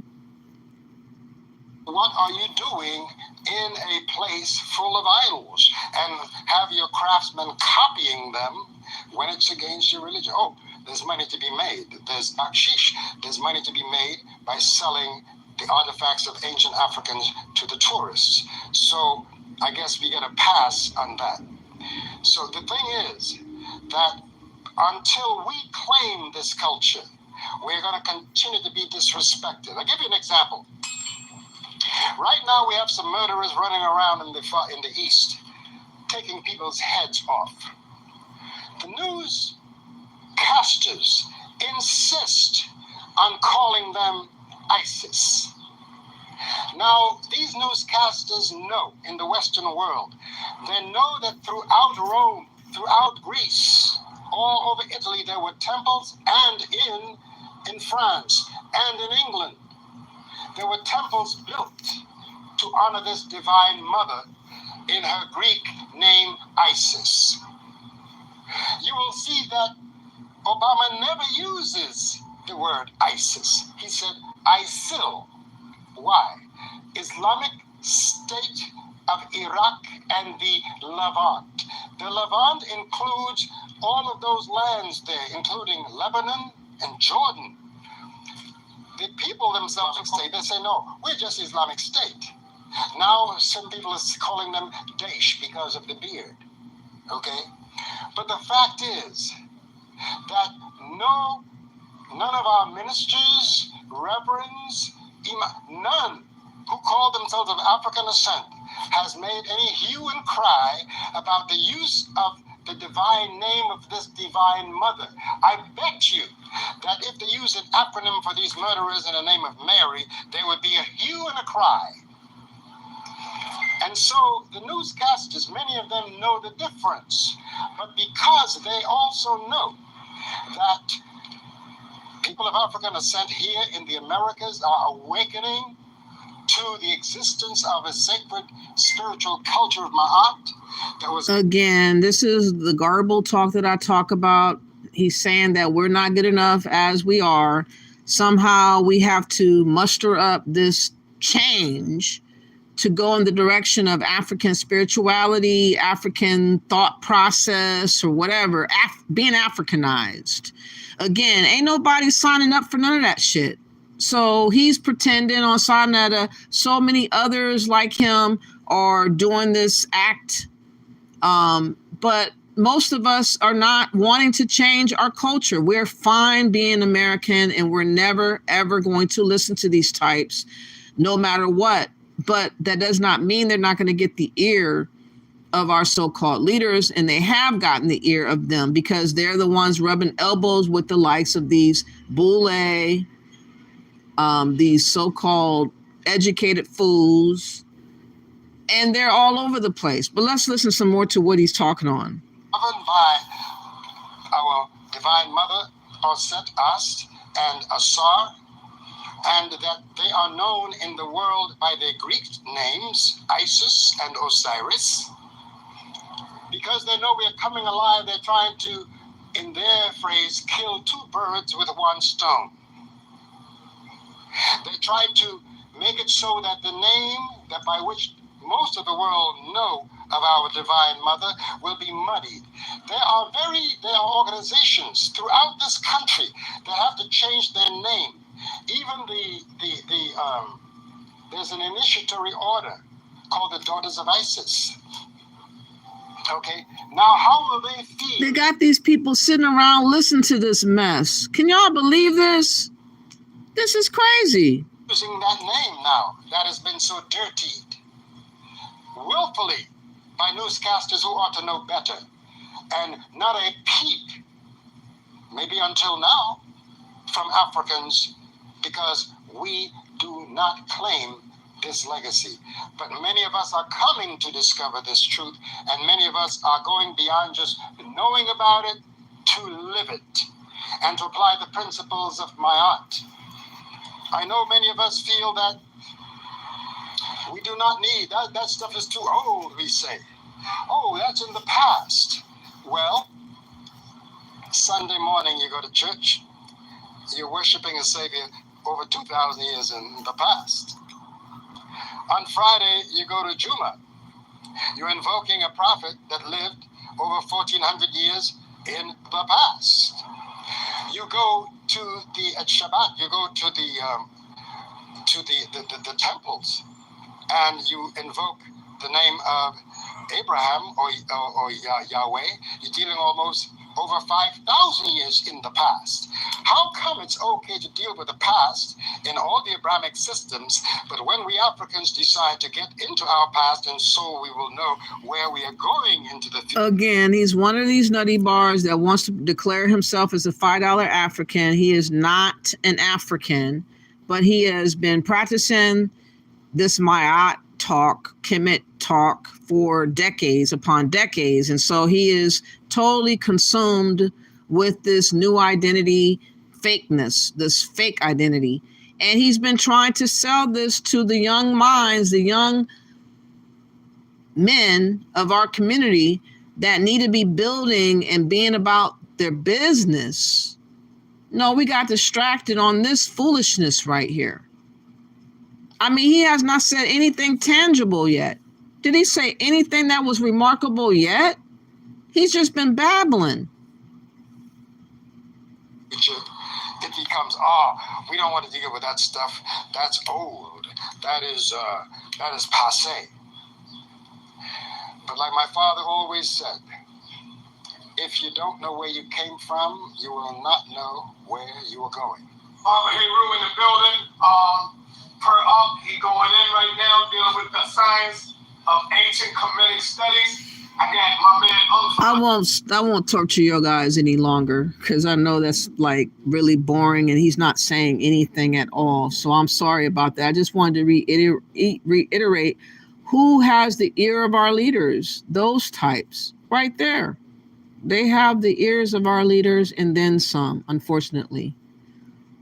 Let me see. Lynn says, what history omit is that there were black or melanated Europeans brought to the 13 colonies during the 1600s and the 1700s as indentured servants. They got caught up in chattel slavery with indigenous. Okay, I haven't heard that before, but you never know, Lynn says. Easy X says, doesn't he know what happened to the ancient Egyptians? I know, huh? They were slaughtered, weren't they? Didn't they have plagues and stuff like that, supposedly, according to the Bible? Let my people go, Moses. He's trying to be a new enactment of Moses, trying to pretend that he's a new Moses. There's just so many people that's trying to pretend to be either a prophet or prophetess, Moses, somebody. Easy X says the ancient Egyptians are no longer here. This is lower level thinking. So sorry if anyone is following this Hotep Froster. Yeah, they're all over the place. I won't torture you guys any longer, though. Lynn says this man is what happens when the men don't know their history and want to escape a sad, pathetic soul or a clown. Yeah, Lynn, that's what I say. I have no respect for these type of men. They don't bring nothing for us to understand or to learn or to be. It's just garble talk. How you doing, Four Rivers? Thank you for coming through. And Lynn says, send that man to Africa and let him live there. That will get him out of his fantasy. He will flee Africa to USA just like a real African. Oh my God, just like a real African. Oh, you sick for that one. Lynn, you went in with that. Oh my God. You know, I've been wanting to play Kanzarian Empire's video for a while. About 6 days ago, he had a conversation whereby Africans versus Black Americans, and this is a going trend or movement that's been going on social media. There's so many Africans that speaks on Black Americans every waking moment of the day. They make a lot of money just talking about us. And I just wanted to show a snippet of this because it got really interesting because this conversation was on reparations. It was talking about reparations for Black Americans or Africans did nothing wrong. He always has controversial topics that are triggering. So I kind of like started almost at the hour mark, to be precise, 57 minutes in. And I want to let this play a little bit to give y'all a little taste of what they be talking about in regards to Black Americans, in regards to our identity, in regards to them thinking that we're supposed to save them. We're supposed to do something. But the Africans never say what they're supposed to do. They just scapegoat to us. And I just think it's very interesting. Against humanity happened here. Not in Europe with 6 million J's or 60 million or 60,000 or 6,000 or 6 of them. I don't care how dramatic, whatever dramatic it is for anybody, but the greatest crime against humanity happened here. And they're wiping it, they're hiding it underneath the floor, underneath the rug. This is why I believe that they're not, listen, if I could just share my screen real quick, he left. Okay, he left. Well, look, Malcolm X said, look, the Black man is not going to get his just due until he is really ready and willing and able to show them that we are going to pay the price. And when the interviewer asked him, what is that price? He said, the price for it is death. The price for freedom is death. That's what Malcolm X said. That we're not going to get our just due until we show them that we are willing to pay for the price. And again, FBA and all that, I wish that, listen, reparations, if I could snap my fingers, I wish it could happen tomorrow, but it can't be money. But again, whatever the Black community, whatever everybody decides on, I support, but not money, because the money is going to shit. It's got to be land. What's a revolution for over? Land. The landless against the landlords. That's what happened in 1776. What did they fight? Against the British. To kick them out and take the land. So that's what it's all about. And then what happened to Black Wall Street? Didn't we have the Black Wall Street? What happened to that? They went in there and they scared it down. So, and then also one more thing, someone said earlier that, you know, when Africans come from Africa over here, that they're doing better than African Americans here. Not as a whole. I mean, as a whole, African Americans here, or Black Americans, or Americans who are Black, I call everybody by whatever they want to be called, they're doing good. They're doing good. But of course, we have that percentage that is not. But overall, they're doing good. Yeah. But look, 500 years of slavery, and the crime is continuing. It continues to happen, man. This is crazy. And then I heard someone said that Black people got to apologize. Apologize for what? What did Black people do? And even if they were involved in this slave trade, whatever the hell, it's like taking your pinky and put it in the ocean. That's what they're responsible for. So hell no, fuck that. No way. They don't need to apologize for shit. That's it. Okay. Thank you. Like I was saying, I hear what you say, my guy. Slavery to them is like a business. So, like I said, I don't think they were ever gonna acknowledge what they did. So, to be honest with you, I just think they should just move on. It's already more than 500 years. And Kinola, you were saying that Black Americans. Hold on, my guy. Hold on, let me speak. You were saying that they're not Africans. Yes, and I do gotta agree with you on that. They are not Africans for one. They all, they cannot even integrate themselves with the Africans now, right? Yes, I said it. There's no way. You know why? You know why I said it? Why? Because when you look at them, and you look at typical African guy or African person, they're totally different. We are, man. Y'all let you speak, man. My bad. Okay, they will reason, they will do things. They don't eat. They don't have no taste of your type of food. They don't have no taste of any other thing. Whether their food, whatever their diet, whatever the one they call Black Americans now, but call the Americans, is they used to pancake, they used to the white for food, they used to waffles, they used to some of this food. The other side, if you look at them, no matter what kind of skin color they have, they don't have emotions towards you. The Caribbeans have the taste of an African food still in their mouths. They have the taste of whatever. I'm talking about most of the Caribbean, even all. So why waste wasting your time? You want to include people that don't want to be part of you. Okay, that's what they want to give them, whatever money they want to give to them, right? That's good. I want them to get it. If they're the descendants of those Africans that took for Africa. I'm not talking about the Indians, I'm not talking about the ones who become Choctaw, who become Black food and everything. I'm talking about the real Africans that took somewhere in West Africa. And because some of them can also have a shade in their face. So, when the money comes, I'm an African. No, you're not African. You're Indian. You're Choctaw. Ask for your money. I'm talking about the cultures. The ones that said the Africans. But what he doesn't understand is that we're saying that the people that were here of this land were enslaved, regardless of whatever they were, and they were reclassified, relabeled, called colored, mulatto, freedmen, or Black. A lot of them were Black Indians that got stripped of their identity. So some of them did still find themselves in slavery.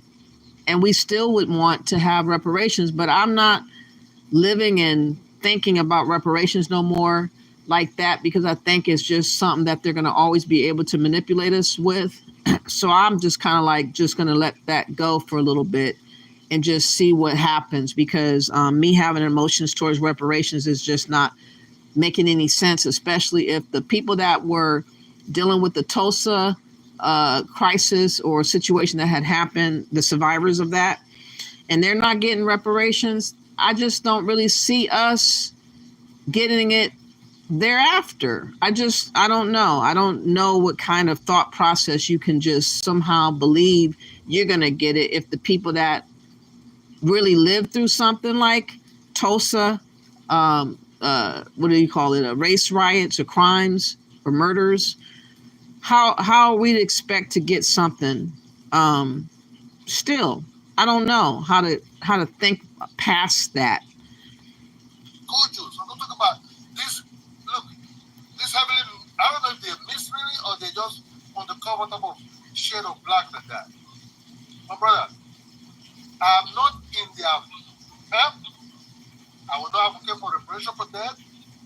ask them for themselves. And don't say I would not to do with their gas stuff. Which land do you want to give to them? Who are you giving land to in Africa? You know them. You think person like my children will ever welcome these people, actually? They know but Kidola, to make this, I hear what you're saying, right? But to make this right, you know what I'm saying, we know what happened, you know what I'm saying, 500 years ago. Yes, I stay here in the U.S. They are not, these people, when you look at them, the way they speak, the way they act, the way they behave, you cannot say these people are African. You know what I'm saying? And I don't think and to be honest with you, I don't think they're Africans now to be paid for what happened 500 years ago. Have you ever seen them? Have you ever seen an African man married to a Black American woman for 20, 30 years? They don't exist. Yeah, they don't exist. Yeah, I hate you, bro. I hate, bro. What I'm trying to say, I don't think Africans now or anybody. So Charlie boy, wait,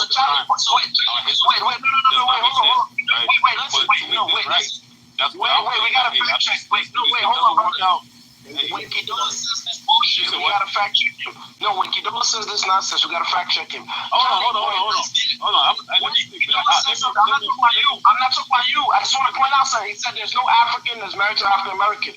Charlie Boy's wife is not she African American. No, he just said there's no African American that's married. He said there's no man. Charlie Boy's wife. There's a lot. You see the numbers. There's a lot.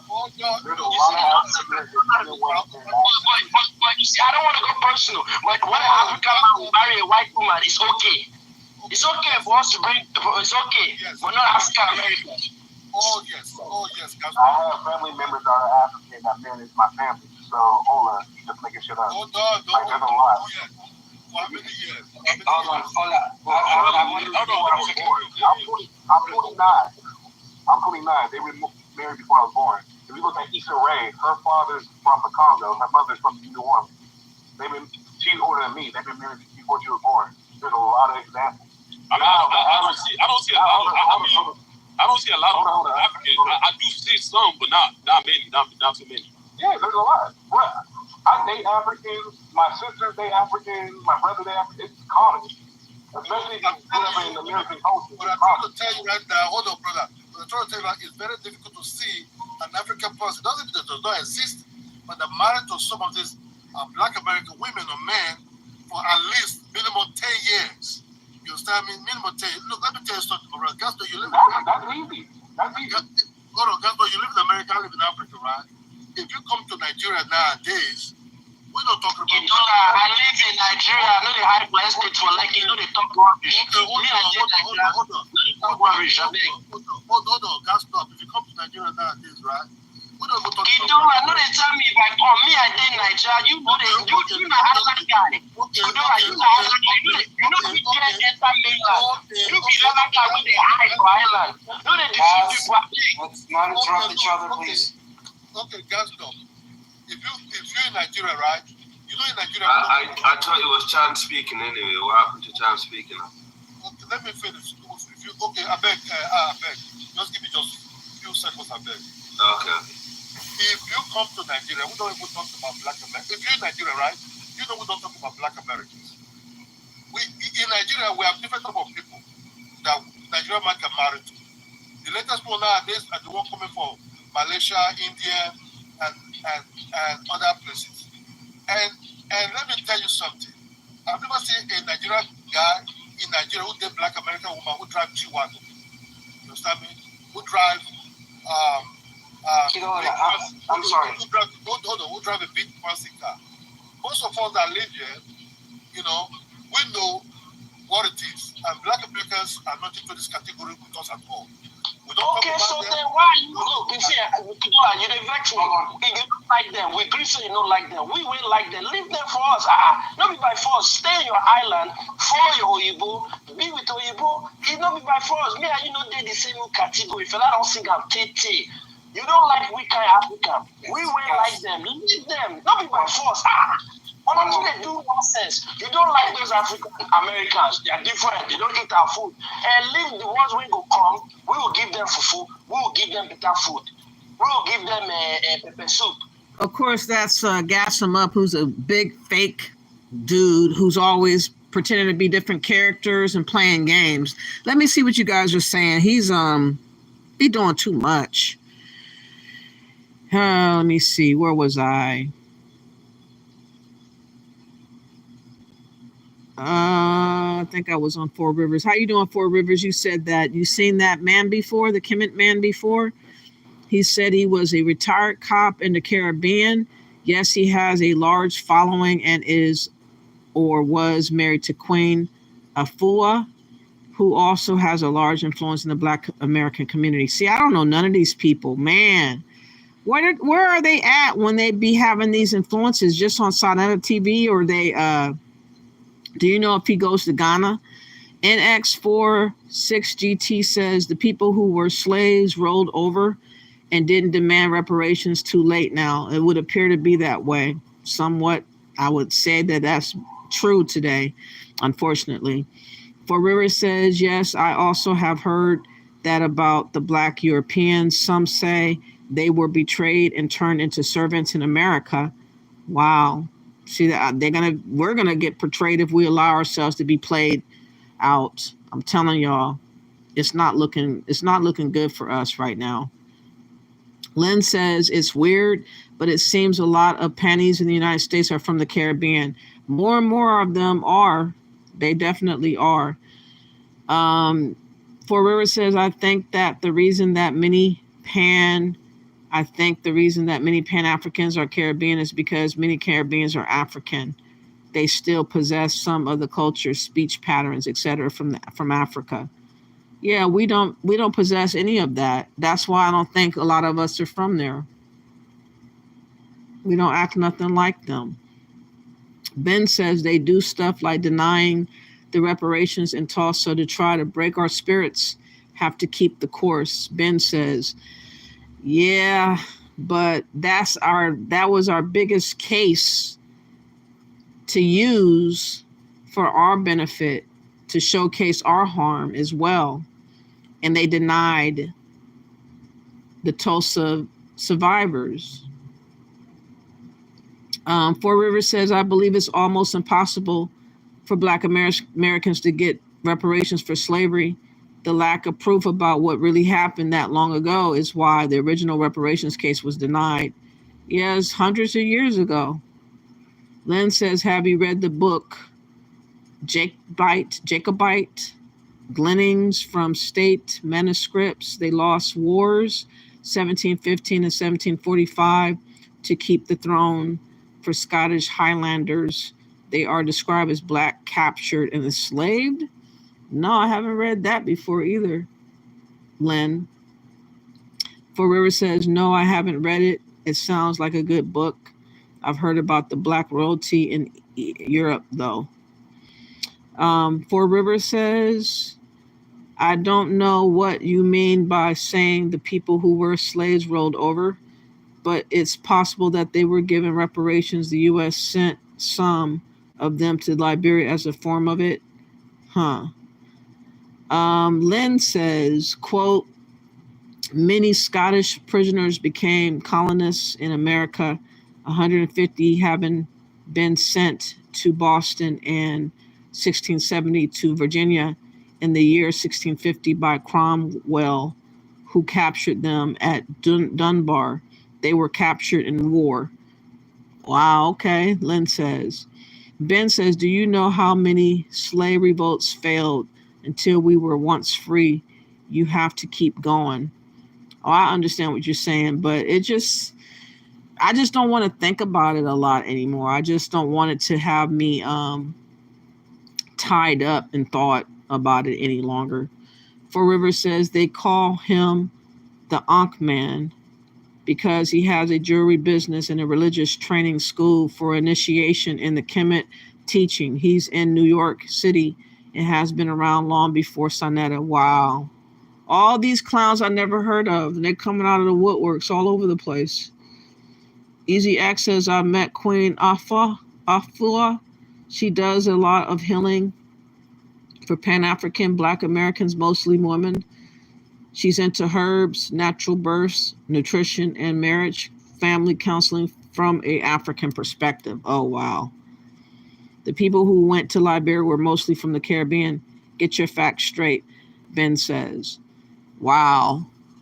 You know, I want to find this article that I wanted to read, but I need to play a little snippet of a musical or something to look for it. I have to get time to find the article. I'm trying to see if it's the right phone before I play something. But I appreciate everybody for coming out. If you have not yet, please hit the like button.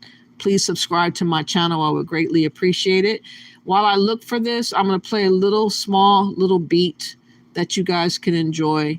If I can't find it, then I'll probably get ready to wrap up the live. But just give me a chance to try to find this article real quick.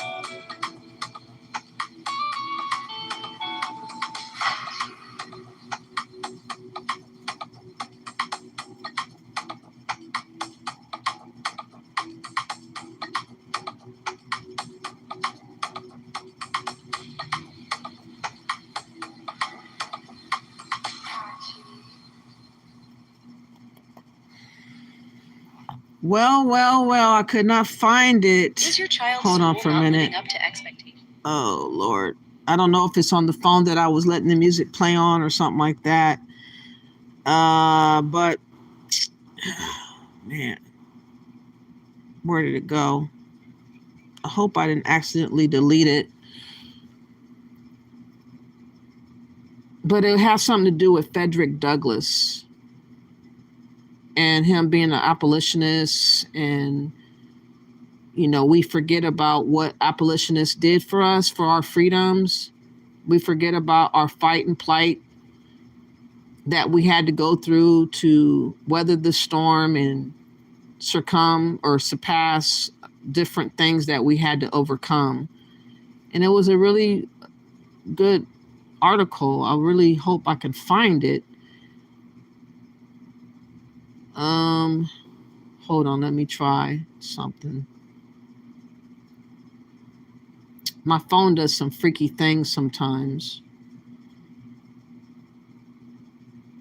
when I don't need it to. Okay, let me try this phone. If you have not yet, please do me a favor by liking and sharing the video. I would greatly appreciate it. I understand that a lot of people are somewhat butthurt about some of my positions or conversation. But, you know, it's just my opinion. You know, everybody has their own opinion. I have mine. I just don't like to be used and abused. People's believing that Africa will be improved by the expense of Black Americans type of mentality at the expense of us. And I just don't believe that to be what we need to be signing up for. Nobody is wanting to be expendable. And that's what a lot of people perceive us as, expendable individuals that can be just used and abused however, and taken down and done dirty however you want. That's why all these scams are prevalent. And there's not no outrage about all these different scams that keep happening to us. It's kind of like, oh, well, moving right along. Next, who's next? Got next. And just the attitude overall is just telling that many people just think that we are to be used up and done any kind of way. And I'm trying to tell y'all that y'all should not have that attitude because of what we've been through and what God has provided for us. We should appreciate everything that we have, especially our birthright, most and foremost. And a lot of people are trying to get us away from our birthright and tell us we're not really American and tell us we're not really of this land and we're not deserving to have pride and do this and do that. You know what I'm saying? And it's just very ironic that everything now is all about Africa. We hear of Stevie Wonder now getting his new citizenship. And by the way, I remember Dynasty Mir yesterday, his bitch ass was talking about Ghana gave reparations to the Tulsa survivors by giving them citizenship as if that's something that they can use. One is 110 years old. Another one is 100 and something else years old. They don't have much longer to live.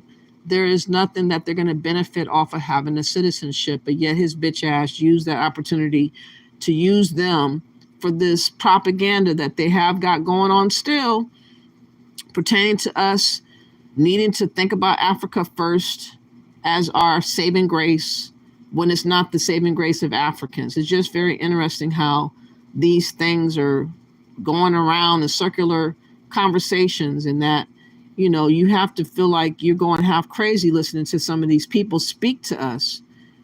I feel like they're trying to make us go half crazy. Anyways, I can't find the article. I think I'm going to try to find it for another day. I had it this morning. I don't know why it's not there. But let me see what you guys are saying before I go.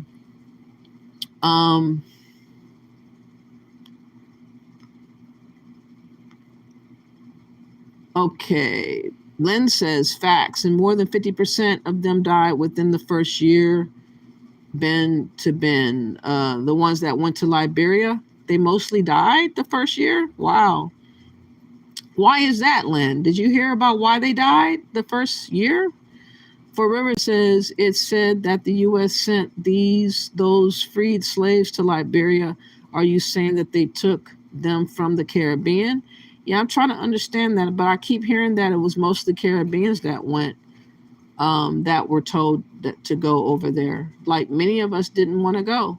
Lynn says it was a mixture of Americans and Caribbeans that went to Liberia. Most of them didn't survive. They died from disease and lack of food. Wow.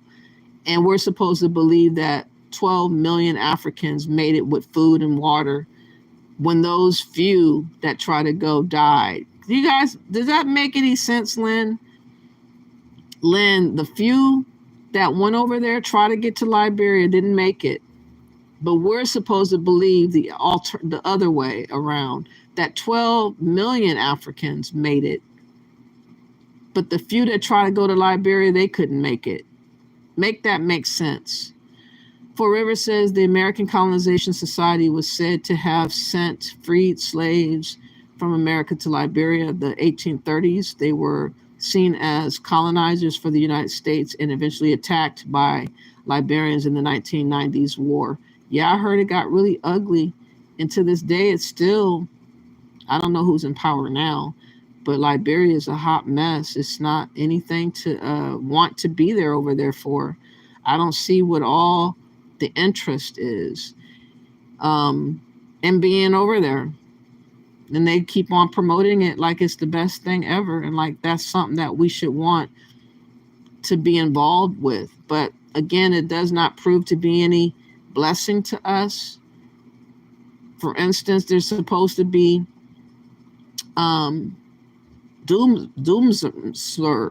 dumpsters that's supposed to be happening, which is electricity going out supposedly in Ghana for 3 weeks.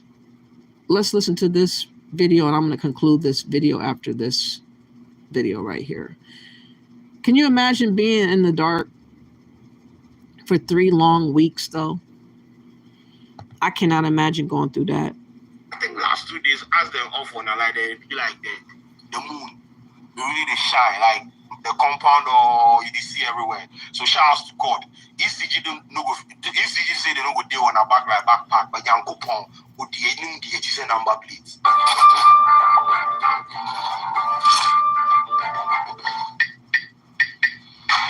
Ladies and gentlemen, my name is Koji Sheldon. The head is big for a reason. Now this video is brought to you by Lada. Now I tell people say, as young people every day inside way we try to figure out on a financial life and things, you forget apps, platforms where it could guide you, saving, investments, and all these things, financial literacy. So say you know go make some decisions and indecisions in life where you will affect your financial life and things. And that's why I recommend the Ladder app to you. Now it is an AI-powered platform. You understand? The AI in every lady. It will guide you, bro. Your savings, your expenditure patterns, everything. It will prune and hone you. So say it will put you on a path where you know go make some unnecessary expenditure, and it will guide you through like a path of saving. Because right now, if you know control S, your body will bag you. So you need to save. That's why I recommend the Ladder app for you. Download it on Google Play and Apple Store. Now, mind you, Ladder is not a bank. Ladder is not a bank, nor a regulated financial institution. However, they have established partnership with SCE, SCEC, and FINRA regulated institutions to ensure the safety and security of what? Customer deposits. So it no be financial institution where it no be bank. So make that one enter your ear before you go do like now. So ladies and gentlemen, download the Ladder app on Google Play and Apple Store, and Charlie, walk on a path of financial literacy and freedom through the condiment. Man, I don't know what in the world is he talking about. He's supposed to be talking about the doomsday. The doomsday, there you quit you. There you did. Well, right now, Great Code in collaboration with ECG. 2 Musketeers. Then, 2 Musketeers. They say some guys knew when they can't come the country, there's them limit them. They come inside like the way for come. So right now, the distribution of power to our homes, are you condemned? Now, make I walk you through the conundrum levels of things. In March 2024, a Joy News reportage. In a Joyce News, Joyce News now. A Joy News reporter moved to Dr. Matthew Oboku Prempe, who is the Minister for Energy, who they want to join Dr. Baumia as what? Running mate. Them ask him, this is March, this was... He sounds like he's attacking us. I don't understand why he's not getting to the news. I'm confused a little bit. Hold on. Please get there, man. March 2024. Dog, the voice for the WhatsApp group say it has become prevalent in our communities. So we are not asking for much. If there is no temporary fix for it, walk us through the timetable or create a timetable for us so that we go accustom on ourselves to one. Then we go plan on our lives. Dog, you know what Dog said? Ask those who want it to go and bring it or to go to bring it. Have you heard of calls for a timetable? Ask those who want it to bring it. If there is, I haven't seen any timetable. So what people are calling for it? They bring a timetable. What do you mean? The ECD says that there is no timetable coming. Why do you want to bring a timetable? What purpose? Why would somebody get up and wish evil or bad for the country? So don't say make go tell the boys for the WhatsApp group, say, anyways, he's not saying it as plain as I had hoped. He's talking about there's a doomsday that's supposed to be announced. It's supposed to last for 3 weeks in Ghana. I don't know why he's not just saying it like that, but there are going to be some electricity issues going on in Ghana. So get ready. If it hasn't started already, it's supposed to be starting. And I'm not quite sure. I think I heard Nigeria is not providing as much electricity to Ghana. That's the reason why of them having this doomsday. So I will check in and see if they're going to talk about it on other platforms. But some of these Ghanaian platforms, I don't understand what they be saying. And they be clickbaiting. So I don't know what that was all about. I'm sorry about that. I was kind of a little bit of confusion. But before I go, I'm going to see what you guys are saying in the chat room real quick. And then I'm going to end this live. Let me see what you guys are saying. But at least the good news is there in Maryland, there's going to be some people that's coming home. So that's kind of a good thing. That's kind of good news.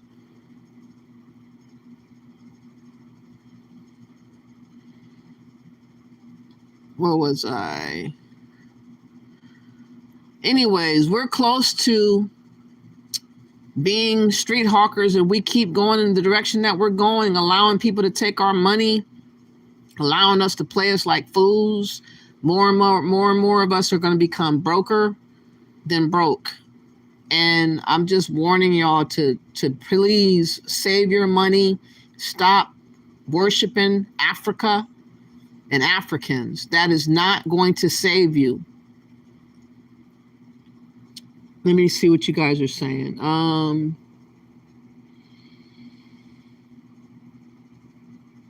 France or Australia, Daryl Baker says, I'm not quite sure what you mean. Four Rivers says the American Colonization Society. Oh, I read that. Lynn says, does it make sense they couldn't lay on their backs on wood for 3 to 4 months and to have enough water and food to feed 100 to 200 people? It didn't happen. There are no ships taking that route today. Exactly. If it was commonly done, why would y'all stop doing what was common? It doesn't make sense, Lynn. Four Rivers says, for Black, it said that those Black Americans that the U.S. sent to Africa was successful at starting the new country called Liberia as a colony for the United States. The Liberian War in the 1990s was against them. You said, I heard that the Chinese is causing these blackouts because Ghana owes them money for the electricity. Who's coming home in Maryland? Supposedly, let me play it again. This is the good news for the news for today. In Maryland, let me find the news clip for them to play it again. I'll just play it over again. They're letting out the people that was under cannabis criminality, being jailed for that. They're gonna pardon the people that had cannabis, marijuana crimes. Hold on, let me play it again.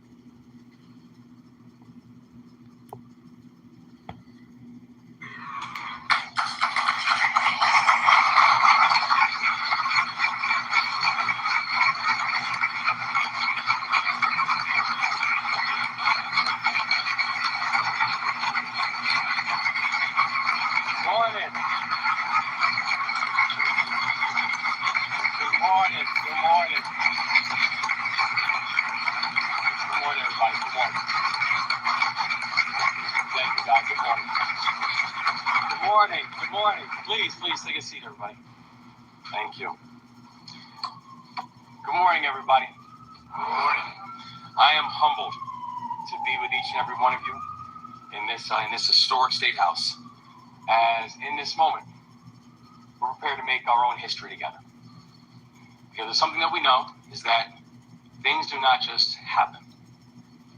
Things are made to happen. You all in this room have made some pretty extraordinary things happen. The Maryland State Constitution vests the power to pardon in the office of the governor, and the governor alone. This is a responsibility that I take very, very seriously. And that is why this morning, with deep pride and soberness, I will pardon over 175,000 convictions.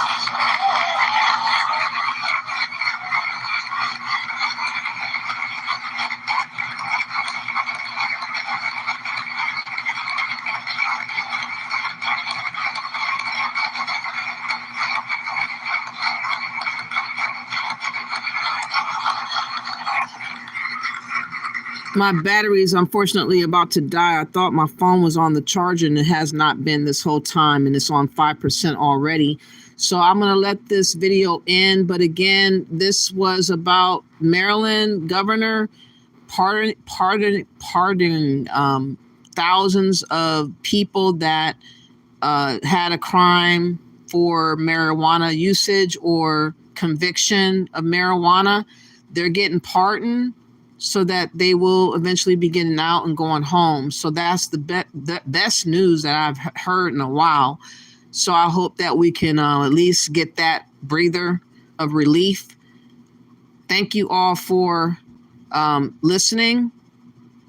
You said my family was betrayed, Jamil says. I can imagine. I'm sorry to hear that. But if you guys could, on your way out, please like and share the video. I don't want my channel to this video to drop because the battery is dying. Thank you guys for listening, and bless up. Have a great day.